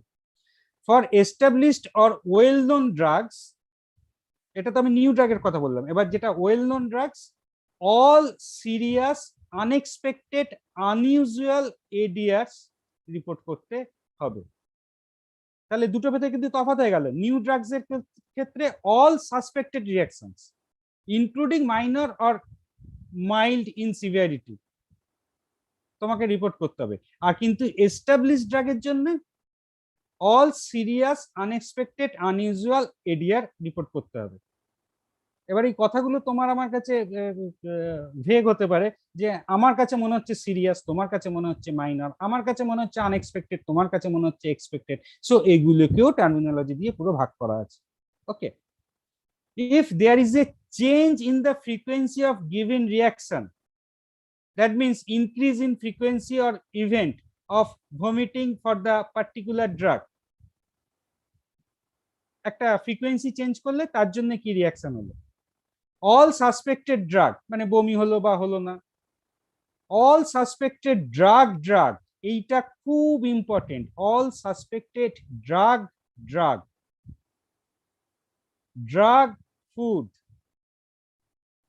ড্রাগ ফুড সাপ্লিমেন্ট ইন্টারাকশনস সব কিছু নোট করতে হবে। সো এখানেই কিন্তু ওই মাটন বিরিয়ানি আর প্যারাসিটামলটা বা নতুন ড্রাগটা ঢুকে গেল, কারণ এখানে বলেছি all suspected drug food supplement interaction. মানে তুমি প্যারাসিটামল খেয়েছিলে তাই জন্য ঘুম হয়নি, তার সঙ্গে আর কি কি খেয়েছো, মানে আর কি ড্রাগ খেয়েছো, বা তার সঙ্গে আর কি ফুড খেয়েছো, বা তার সঙ্গে আর কি ফুড সাপ্লিমেন্ট খেয়েছো, all should be reported. Statement highlighting marine source of supplements such as glucosamine so that can be avoided by those with allergy to seafood. তো সি ফুডে কালো কালো অ্যালার্জি থাকতে পারে, এখানে হাই লেভেল অফ গ্লুকোসামাইন থাকে, তো অ্যালার্জি হতে পারে। সো সেটাও সি ফুড খেয়ে আমার অ্যালার্জি হয়েছে, আর প্যারাসিটামল খেয়েছি, আমি টুনা মাছ খেয়েছি আর প্যারাসিটামল খেয়েছি, পরদিন দেখছি অ্যালার্জি হয়েছে, so that should be reported যেটা আমি টুনা মাছ খেয়েছি। ADR associated with drug withdrawal, মানে খালি ওষুধ খেয়ে আমার বাজে এফেক্ট, মানে ADR হয়েছে তা নয়, ওষুধটা ছেড়ে দিয়েছি তারপর কি বাজে এফেক্ট হয়েছে। সো তোমরা যে কোলজিতে পড়ো উইথড্রয়াল সিমটমস কোত্থেকে পাওয়া যায়, এখান থেকে পাওয়া যায়। ADR associated with drug withdrawals should be reported. ADRs due to medication errors, medication error থেকে তো হতেই পারে অনেক কিছু, যেটার জন্য direct medicine is not responsible. Medication error কেন হয়? ডাক্তারের জন্য হয়, নার্সের জন্য হয়, পেশেন্টের জন্য হয়, অনেক কিছুর জন্য হয়, ফার্মাসিস্টের জন্য হয়। So ADRs due to medication errors like overdose, underdose, misuse, abuse, off-label use, দোকানে গিয়ে বললে আমাকে 5টা অ্যাজিথ্রোমাইসিন দিন, আমার গাটা কেন জ্বর লাগছে, নিয়ে খেয়ে নিলে, এটা হচ্ছে অফ লেভেল ইউজ। তো এভরিথিং শুড বি রিপোর্টেড, যতটা তোমার কাছে ইনফরমেশন আছে। ADR due to lack of efficacy or suspected pharmaceutical defects for example মানে lack of efficacy or suspected pharmaceutical defects মানে যে একটা ড্রাগ আমি খাচ্ছি ঠিক আছে কোনো অসুবিধা নেই, but suddenly the new batch of drug fail to show any effect or altered effect. মানে আমি মেটফরমিন খাচ্ছি, আমার সুগার আছে, আমার খেয়ে ঠিকই আছি, একদম ঠিক আছি, তারপর হঠাৎ করে আমি মেটফরমিন খেলাম, দেখছি সুগার লেভেল হু করে বেড়ে যাচ্ছে, তার মানে ওই পার্টিকুলার ব্যাচটার problem. So all this things should be reported. What are the various sources of report? Report গুলোর সোর্স কি, মানে ওই ইউএমসি উপসালা মনিটরিং সেন্টার, তার কাছে তো এই সোর্স গুলো সব জমা হচ্ছে, এই ইনফরমেশন গুলো জমা হচ্ছে, সে তুমি করো বা আমি করু। So what are the sources? Adverse event report can be reported in two ways, দুভাবে রিপোর্ট করা যায়। এক হচ্ছে আনসলিকেটেড সোর্সেস। Unsolicited source মানে report which is not asked for reporting unsolicited sources, বলা হয়নি যেটা তোমাকে দিতে হবে, বাধ্য তুমি, তারপরেও তুমি দিয়েছো। Report which is not asked for reporting, that is unsolicited sources include reports from a spontaneous report। এই স্পন্টেনিয়াস রিপোর্ট নিয়ে আমরা পরে আবার কথাবার্তা বলবো। স্পন্টেনিয়াস মানে বাংলা করলে দাঁড়ায় স্বতঃস্ফূর্ত, তুমি নিজে থেকে রিপোর্ট করছো। লিটারেচার, লিটারেচার একটা হিউজ ভূমিকা নেয়। এই মেডিকেল যে জার্নাল গুলো, ফর এক্সাম্পল একটা বেস্ট জার্নাল মেডিকেল হচ্ছে ল্যান্সেট, সেখানে যেগুলো বেরোচ্ছে সেগুলোই আমরা গপাগপ গিলছি, সেগুলোই পেপারে বেরোচ্ছে, সেগুলোই আমরা ফলো করছি। সে বলছে এটা ড্রপলেট 2 ফুটের বেশি যায় না, মেনে নিয়েছিলাম। পরশুদিন বললো সে নাকি এয়ারবর্ন, সে অনেক দূর যায়, মেনে নিচ্ছি, যা বলছে মেনে নিচ্ছি। তো literature, internet and other sources. তাহলে কি কি আনসলিকেটেড সোর্সেস হতে পারে? যেটা হচ্ছে spontaneous report, literature, internet and other sources like fax, email, social media, এগুলো থেকে আনসলিকেটেড রিপোর্ট। আর সলিসিটেড রিপোর্ট কি? সলিসিটেড রিপোর্ট হচ্ছে report which is mandatory reports to the submitted to authority. Solicited reports source includes reports from clinical trial, মানে যেটা তোমাকে বাধ্য তুমি দিতে। কোনগুলো?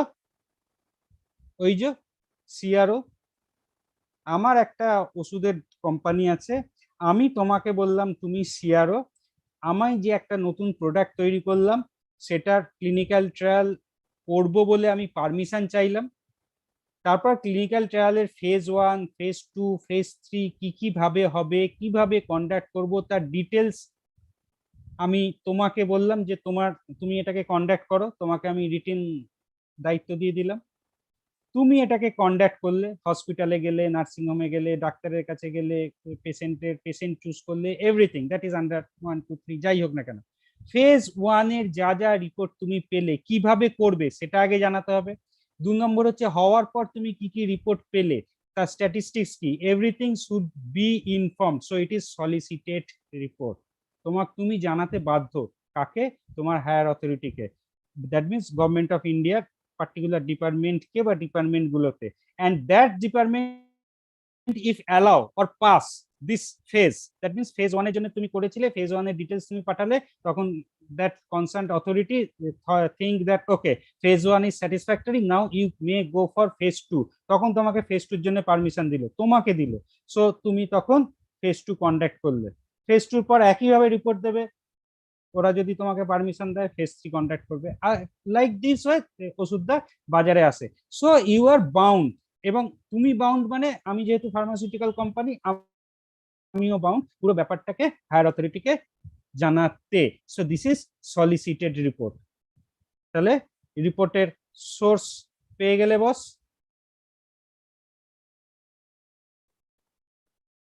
এই আছি আমি। স্যার হ্যাঁ স্যার লিখছিলাম স্যার। হ্যাঁ স্যার। হ্যাঁ আছেন স্যার। অ্যাকচুয়ালি কি বলো ব্যাপারটা, বলো তো জিনিসটা না, ওই প্রথম দিনই বলেছিলাম ওই আইনের মতন অনেকটা, সো অতটা ভালো রসালো সুস্বাদু নয়, ওই আখরোট টাইপের। তো একটু পোলজি জিনিসটা যেমন এটার জন্য এটা এটা ব্যাপারটা ওই রকম নয়। এনিওয়ে আমাদের পড়তে হবে।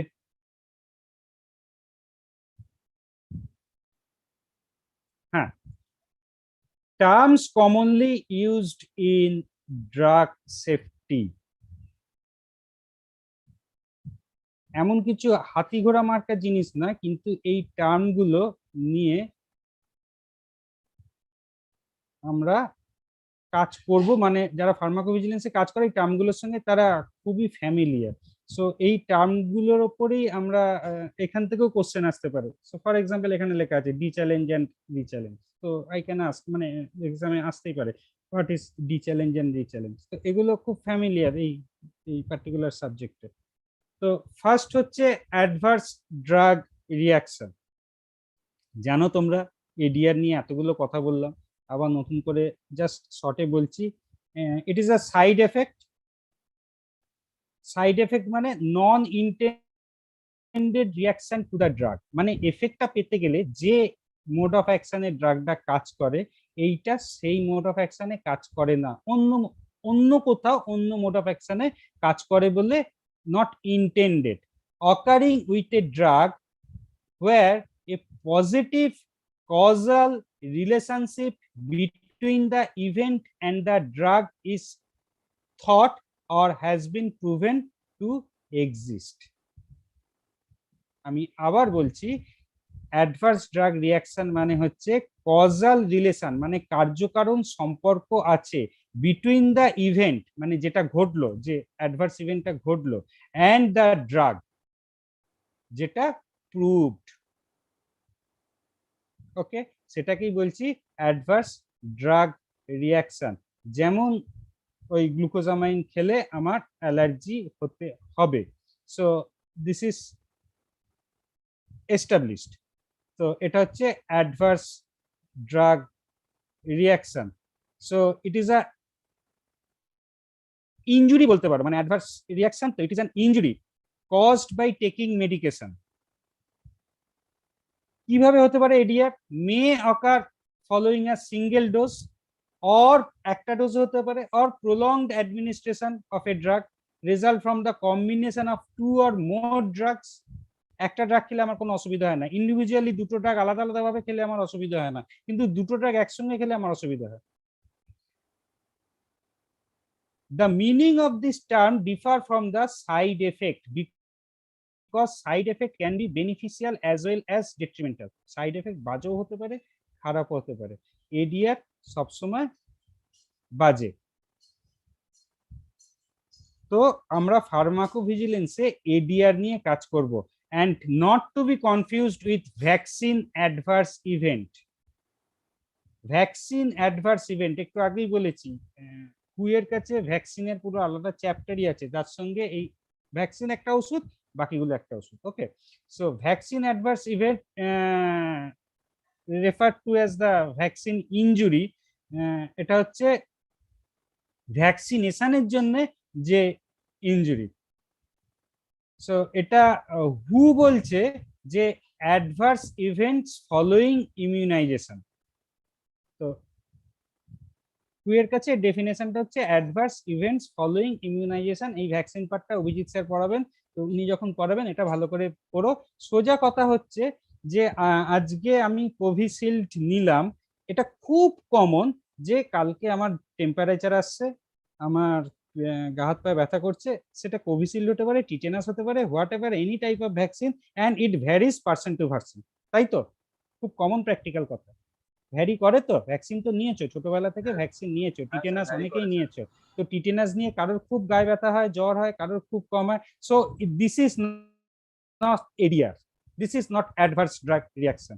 ঠিক আছে, তো ভ্যাকসিনের জন্য 7 খুন মাপ।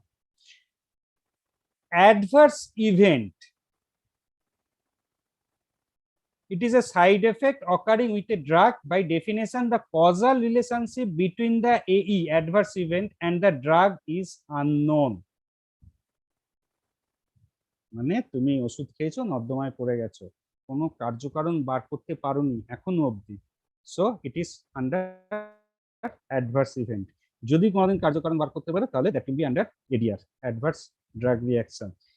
An adverse event is any untoward medical occurrence in a patient or clinical investigation. Subject administered a pharmacological product and which does not necessarily have a causal relationship with this treatment. এইখানেই তফাৎটা, causal relationship আছে বা নেই। So any unfavorable and unintended sign, যেটা ল্যাবরেটরিতেও হতে পারে, phase 1 phase 2 যে কোনো সময় হতে পারে, or symptoms or disease associated with the use of the medicinal product, whether or not related to the medicinal product, সেটা ডিসাইডেড হবে পরে, বাট আপ টু দিস যখন কোনো কজাল রিলেশন নেই, কার্যকারণ সম্পর্ক নেই, ততক্ষণ এটা adverse event. Next, dechallenge and rechallenge, এটা একটু বোঝার আছে।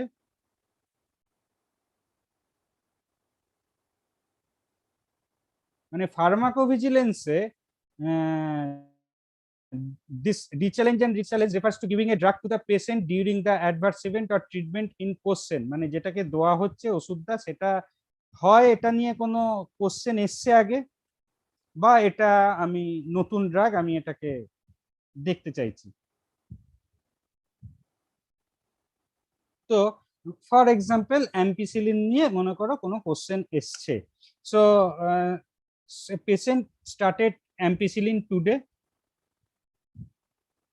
অ্যাম্পিসিলিন নিয়ে বাজারে নাকি অনেক বাজে বাজে কথা উঠছে, আমি জাস্ট এক্সাম্পল দিচ্ছি। তো আজ থেকে আমি এই ট্রায়ালটা শুরু করব, ডি-চ্যালেঞ্জ অ্যান্ড রি-চ্যালেঞ্জ। তো কি করব, অ্যাম্পিসিলিন দেওয়া হলো, দিস ইজ চ্যালেঞ্জ। আজ থেকে একজনকে অ্যাম্পিসিলিন দেওয়া হলো, দিস ইজ চ্যালেঞ্জ। ডি-চ্যালেঞ্জটা কি? These refer to the stopping of the drug usually after an adverse event or at the end of a planned treatment.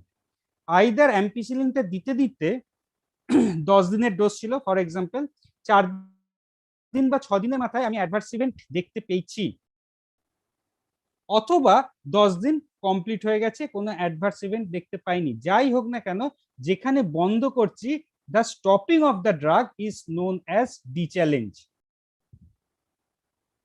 আমি আবার বলছি, de-challenge is referred to the stopping of the drug usually after an adverse event or at the end of a planned treatment. যাই হোক না কেন, সেটা যখন বন্ধ হচ্ছে সেটা হচ্ছে ডি-চ্যালেঞ্জ।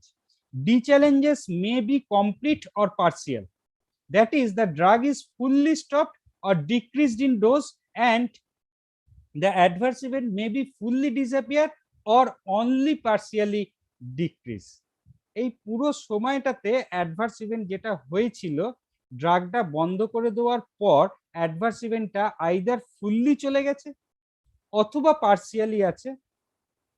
আমি ফুললি ড্রাগটা বন্ধ করেছি, অথবা 5 দিন পর অ্যাডভার্স ইভেন্ট দেখার পরে আমি আস্তে আস্তে ডোজটাতে কমিয়েছি, depending upon that they are known as complete or partial dechallenge. এরপর রেজাল্ট যেটা পাচ্ছি, আর পজিটিভ ডি-চ্যালেঞ্জ। রেজাল্ট দুটো হতে পারে, এক হচ্ছে এক পজিটিভ ডি-চ্যালেঞ্জ, আর একটা হচ্ছে নেগেটিভ ডি-চ্যালেঞ্জ। তো পজিটিভ ডি-চ্যালেঞ্জটা কি? This refer to the adverse event disappearing after the stopping of the drug. ড্রাগটা স্টপ করেছো এবং তারপর অ্যাডভার্স ইভেন্ট চলে গেছে, যা যা অ্যাডভার্স ইভেন্ট দেখাচ্ছিল সেটা চলে গেছে, সেটা হচ্ছে পজিটিভ ডি-চ্যালেঞ্জ। আর নেগেটিভ ডি-চ্যালেঞ্জটা কি? দিস রেফার টু দ্য এই not disappearing after the stopping of the drug. ড্রাগটাকে স্টপ করেছো, তারপরেও এই যায়নি, তাহলে নেগেটিভ ডি-চ্যালেঞ্জ। তাহলে এক কথায়, ড্রাগটা দেওয়া হলো, যে কোশ্চেনেবল ড্রাগটা, সেটা হচ্ছে চ্যালেঞ্জ। সেইটা যে অ্যাডভার্স ইভেন্ট শো করছে তার টাইম পিরিয়ডে, সেটা পার্সিয়ালি হতে পারে বা ফুল টাইম পিরিয়ড হতে পারে, সেটা হচ্ছে ডি চ্যালেঞ্জ। তারপর জিনিসটাকে উইথড্র করার পর যদি ওই অ্যাডভার্স ইভেন্টটাও চলে যায়, ডিসঅ্যাপিয়ার করে যায়, তাহলে এটা হচ্ছে positive D challenge. Positive D challenge কি মিন করছে? যে পজিটিভ ডি চ্যালেঞ্জ মিন করছে যে যেহেতু যতক্ষণ ওষুধটা খাচ্ছিলাম ততক্ষণ আমার অ্যাডভার্স রিয়াকশন হচ্ছিল, ওষুধটা খাওয়া বন্ধ করেছি, অ্যাডভার্স ইভেন্ট বন্ধ হয়ে গেছে, তার মানে ওই adverse event is directly linked with that ওষুধ।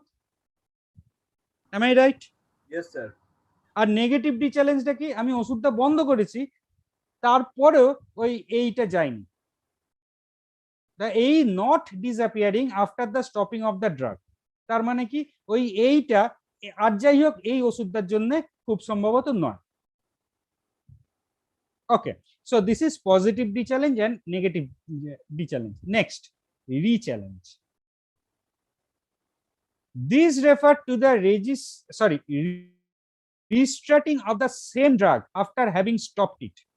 ড্রাগটাকে স্টপ করে দিলে, অ্যাম্পিসিলিন নিয়েছিলে, চ্যালেঞ্জ। 10 দিন খেয়েছিলে, ডি চ্যালেঞ্জ। এই 10 দিন খাওয়ার পর এই ব্যাপারগুলো হয়েছিল। সাপোজ কি চ্যালেঞ্জ পেয়েছিলে? 10 দিন পর যা যা অ্যাডভার্স এফেক্ট ছিল 10 দিন খাওয়ার পর সব চলে গেল, so that is positive D challenge.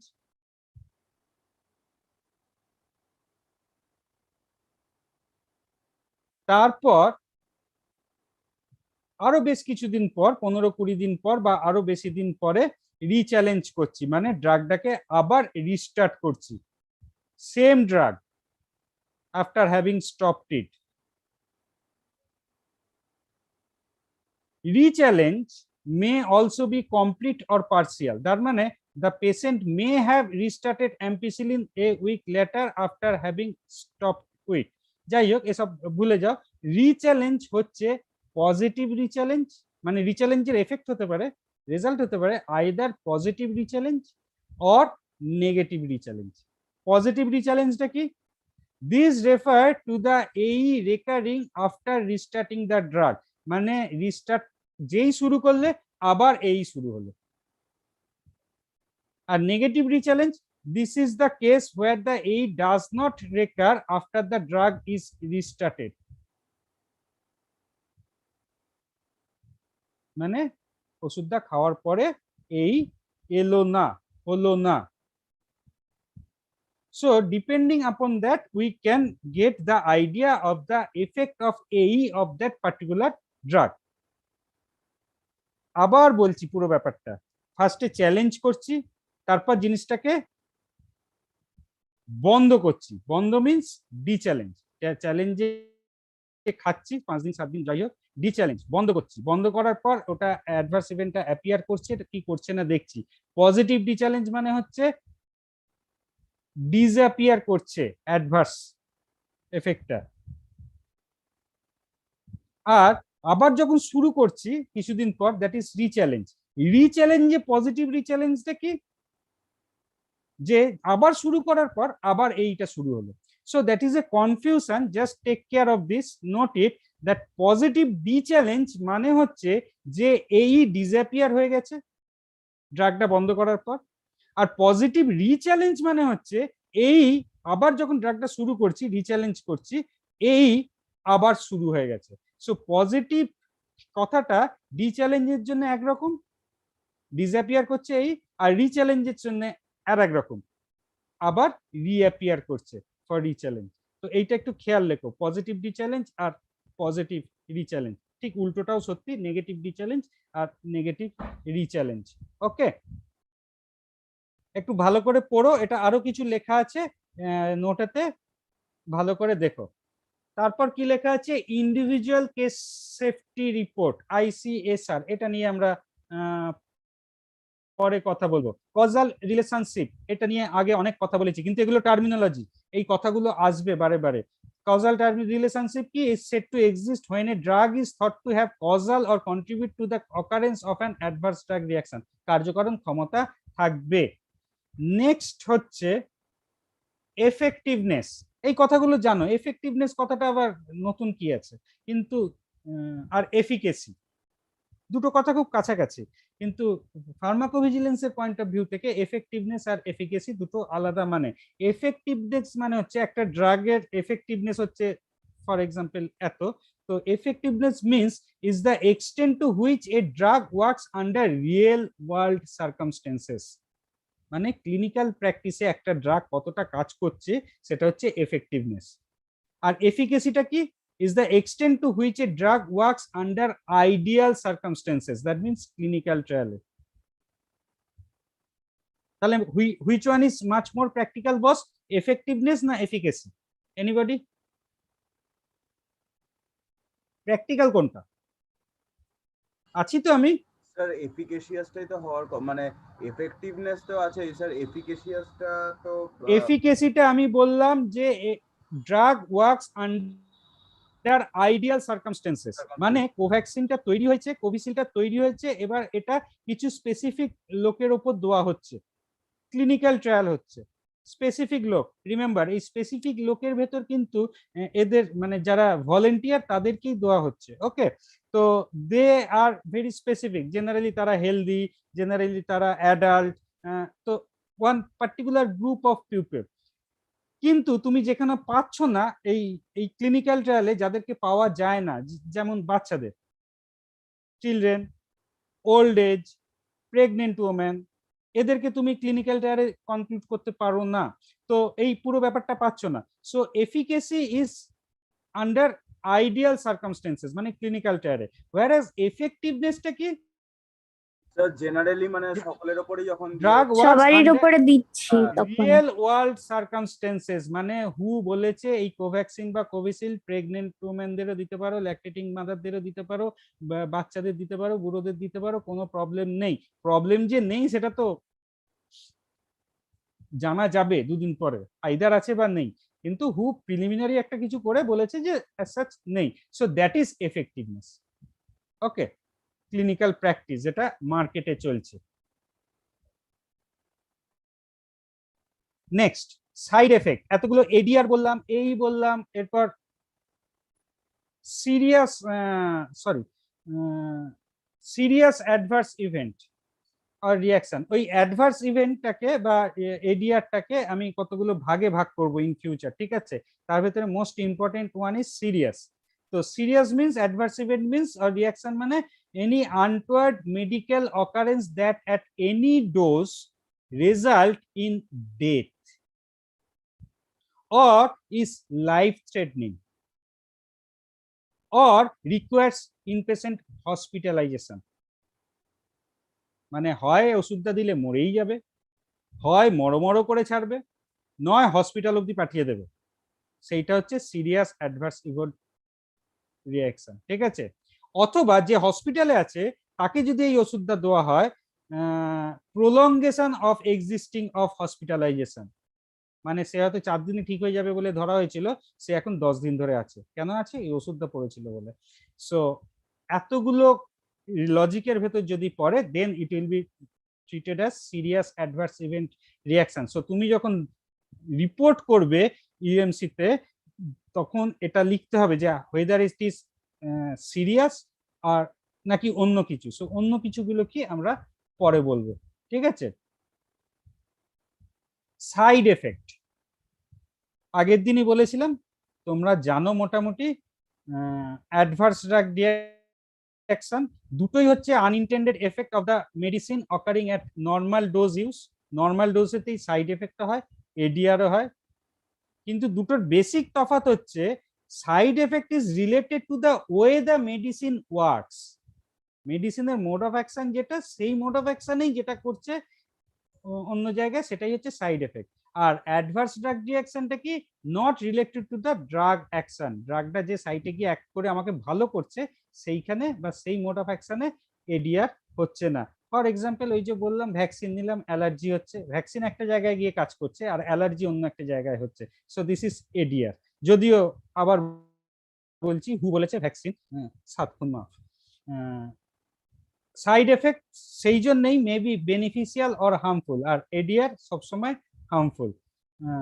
Side effect can be expected, ADR may be unexpected or expected. তো সুগারের, ব্লাড সুগারের সবচেয়ে ভালো ওষুধ কি কেউ বলতে পারবে? স্যার মেটফরমিনটা তো থাকবেই, মানে মেটফরমিনটা তো কমন, মেটফরমিন হাইড্রোক্লোরাইড। ওকে, মেটফরমিন কেন বাজারে এসেছিল? অনেক দিনের ওষুধ মেটফরমিন। যখন প্রথম মেটফরমিন ইন্ট্রোডিউস হয়েছিল সোসাইটিতে, that is not for making hypoglycaemia আর কন্ট্রোল সুগার, অন্য কারণে হয়েছিল। এনিবডি কি কারণে মেটফরমিন খাওয়াতো? অনেক অনেক বছর আগে, বোধহয় 150-200 বছর আগে বা তার আগে। মেটফরমিনের তো মানে ওকে অ্যান্টি ক্যান্সার স্যার প্রপার্টিজও আছে, মানে যাদের ওই স্যার ওই পলিসিস্টিক ওভারিয়ান সিনড্রোম থাকে তাদের এগেইনস্টে স্যার সেটাও পরে পরে জানা গেছে, তাই নিয়ে কাজ চলছে। তো যখন শুরু হয়েছিল, ইন্ট্রোডিউস হয়েছিল, ফর ইউর ইনফরমেশন, এটা জাস্ট এতটা পপুলারও হয়নি, কারণ এটা খাওয়াতো ফর অ্যান্টি এজিং। লোকে খেত, মেটফরমিন খেলে মোটা হওয়া থেকে এ হয়, আর তাই জন্য লোককে রোগা রোগা দেখতে লাগে, আর তাই জন্য এজিংটা কম লাগে, এবং তারপরেও নাকি স্কিন ফিন ভালো হয়। তো like that was the use of metformin. রোগা হওয়ার জন্য তার মানে স্যার? হ্যাঁ, খেত লোকজন। আচ্ছা আচ্ছা। তো তার আর একটা এফেক্ট দেখা গেল কিছুদিন ইউজ করার পর, এটা নাকি ব্লাড সুগার লেভেলও কমে। So at that time the side effect was it reduce the blood sugar, so it is beneficial, and now it is used as a blood sugar lowering drug. আর side এফেক্টটা কি? একটু ageing কমা, which is beneficial. So use কি হচ্ছে, মানে একটা ড্রাগের তো মেন কাজ একটা, আর তার বাইরেও দু একটা ভালো কাজ থাকতে পারে। যেমন side effect May be beneficial or harmful, side effect বলেছি। এই যে মেটফরমিনের গল্পটা বললাম, এটা বেনিফিশিয়াল গল্প বললাম, আর অ্যাডভার্স এডিআর সবসময় হার্মফুল হবে। আর একটা হচ্ছে ফর এক্সাম্পল অ্যাসপিরিন, যেটা বলেছিলাম ব্লাড থিনিং মেডিসিন, তাই তো? অ্যাসপিরিন লোকে খায়, ডেলি একটুখানি করে খায়, হার্ট অ্যাটাক হেন তেন, মানে ব্লাডটাকে পাতলা করে, সোজা কথায়, তাতে হার্ট অ্যাটাকের চান্স হেন তেন কমে যায়। কিন্তু এটাই যদি খুব পাতলা হয়ে যায় ব্লাডটা, মানে একই কাজ করছে, যে লজিকে ব্লাডটাকে পাতলা করছে যাতে হার্টের প্রবলেম না হয়, ঠিক সেম লজিকেই কিন্তু নোজ ব্লিডিং করছে, মানে নাক দিয়ে রক্ত পড়ছে। এবং লং ডেজে তুমি যদি এই অ্যাসপিরিন টাইপের ট্যাবলেট খেয়ে যাও না, মানে অনেক বছর ধরে, 30-40 বছর ধরে হাই ডোজে অ্যাজ এ পেন কিলার হিসাবে, যদিও it is not a good painkiller, যদি খেয়ে যাও, একটা অদ্ভুত রোগ হয় এবং ফ্যাটাল। সেটা হচ্ছে স্কিন রাপচার করে, স্কিনের যে ক্যাপিলারি গুলো, স্কিনের জাস্ট নিচ দিয়ে যে ক্যাপিলারি গুলো গেছে, সেইগুলো রাপচার হয়ে যায়, মানে চামড়ার নিচে দেখা যায় যে পুরো রেডিশ হয়ে গিয়ে পেশেন্ট মারা যায়। এটা একটা rare disease, who are taking aspirin for long period of time. তো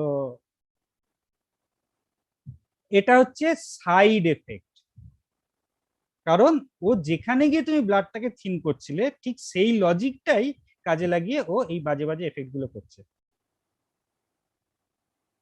আর অ্যাডভার্স ড্রাগ রিঅ্যাকশন তো গাদা গাদা আছে, যে এটা খেলে স্কিন র্যাশ হচ্ছে, ওটা খেলে মাথা ধরছে, হেন তেন তো আছেই। অ্যান্টিবায়োটিক খেলে জানো তো যে পেট খারাপ হয়, অ্যান্টিবায়োটিক খেলে মাথা ধরে, অল দিস গাদা আছে, আমি আর ডিটেলসে যাচ্ছি না। Okay, and the last one is হু ইএমসি, মানে হু ইএমসি নিয়ে আমি আর কিছু বলছি না, এটা পড়বে, আর আজকের ভেতর যখন হোক আমি নেটে পাঠিয়ে দেবো। সো আচ্ছা, একটা কথা সবাইকে, ক্লাসরুমটা সবাই দেখতে পেয়েছো তো? মানে ক্লাসরুমে আমি অনেক কিছু মেটেরিয়াল পাঠিয়েছিলাম, 2-3টে। হ্যাঁ স্যার। দেখতে কারোর অসুবিধা হয়নি তো? ওকে, ঠিক আছে, আজকে এই অবধি থাক, পরের দিন আমরা অন্য কিছু পড়বো। তো জিনিসটা আমিও বুঝতে পারছি তোমাদের অনেকেরই খুব একটা মনে হয় না ভালো লাগছে বলে, বিশ্বাস করবে না যে আমারও যে খুব ভালো লাগছে তা নয়, কিন্তু এটা পড়তে হবে। এবং সবচেয়ে বড় কথা, এটা নাকি এখন খুব ভালো ভালো চাকরি বাকরি আছে, ওই CRO বললাম না, CRO তে ভালো ভালো চাকরি বাকরি আছে এখন, অ্যাপ্লিকেশনস অনেক স্যার। হ্যাঁ। ওকে, ঠিক আছে, আজকের জন্য বন্ধ করছি। Thank you everybody. Thank you sir. Thank you ভালো স্যার। থেকো, ঘরে থেকো।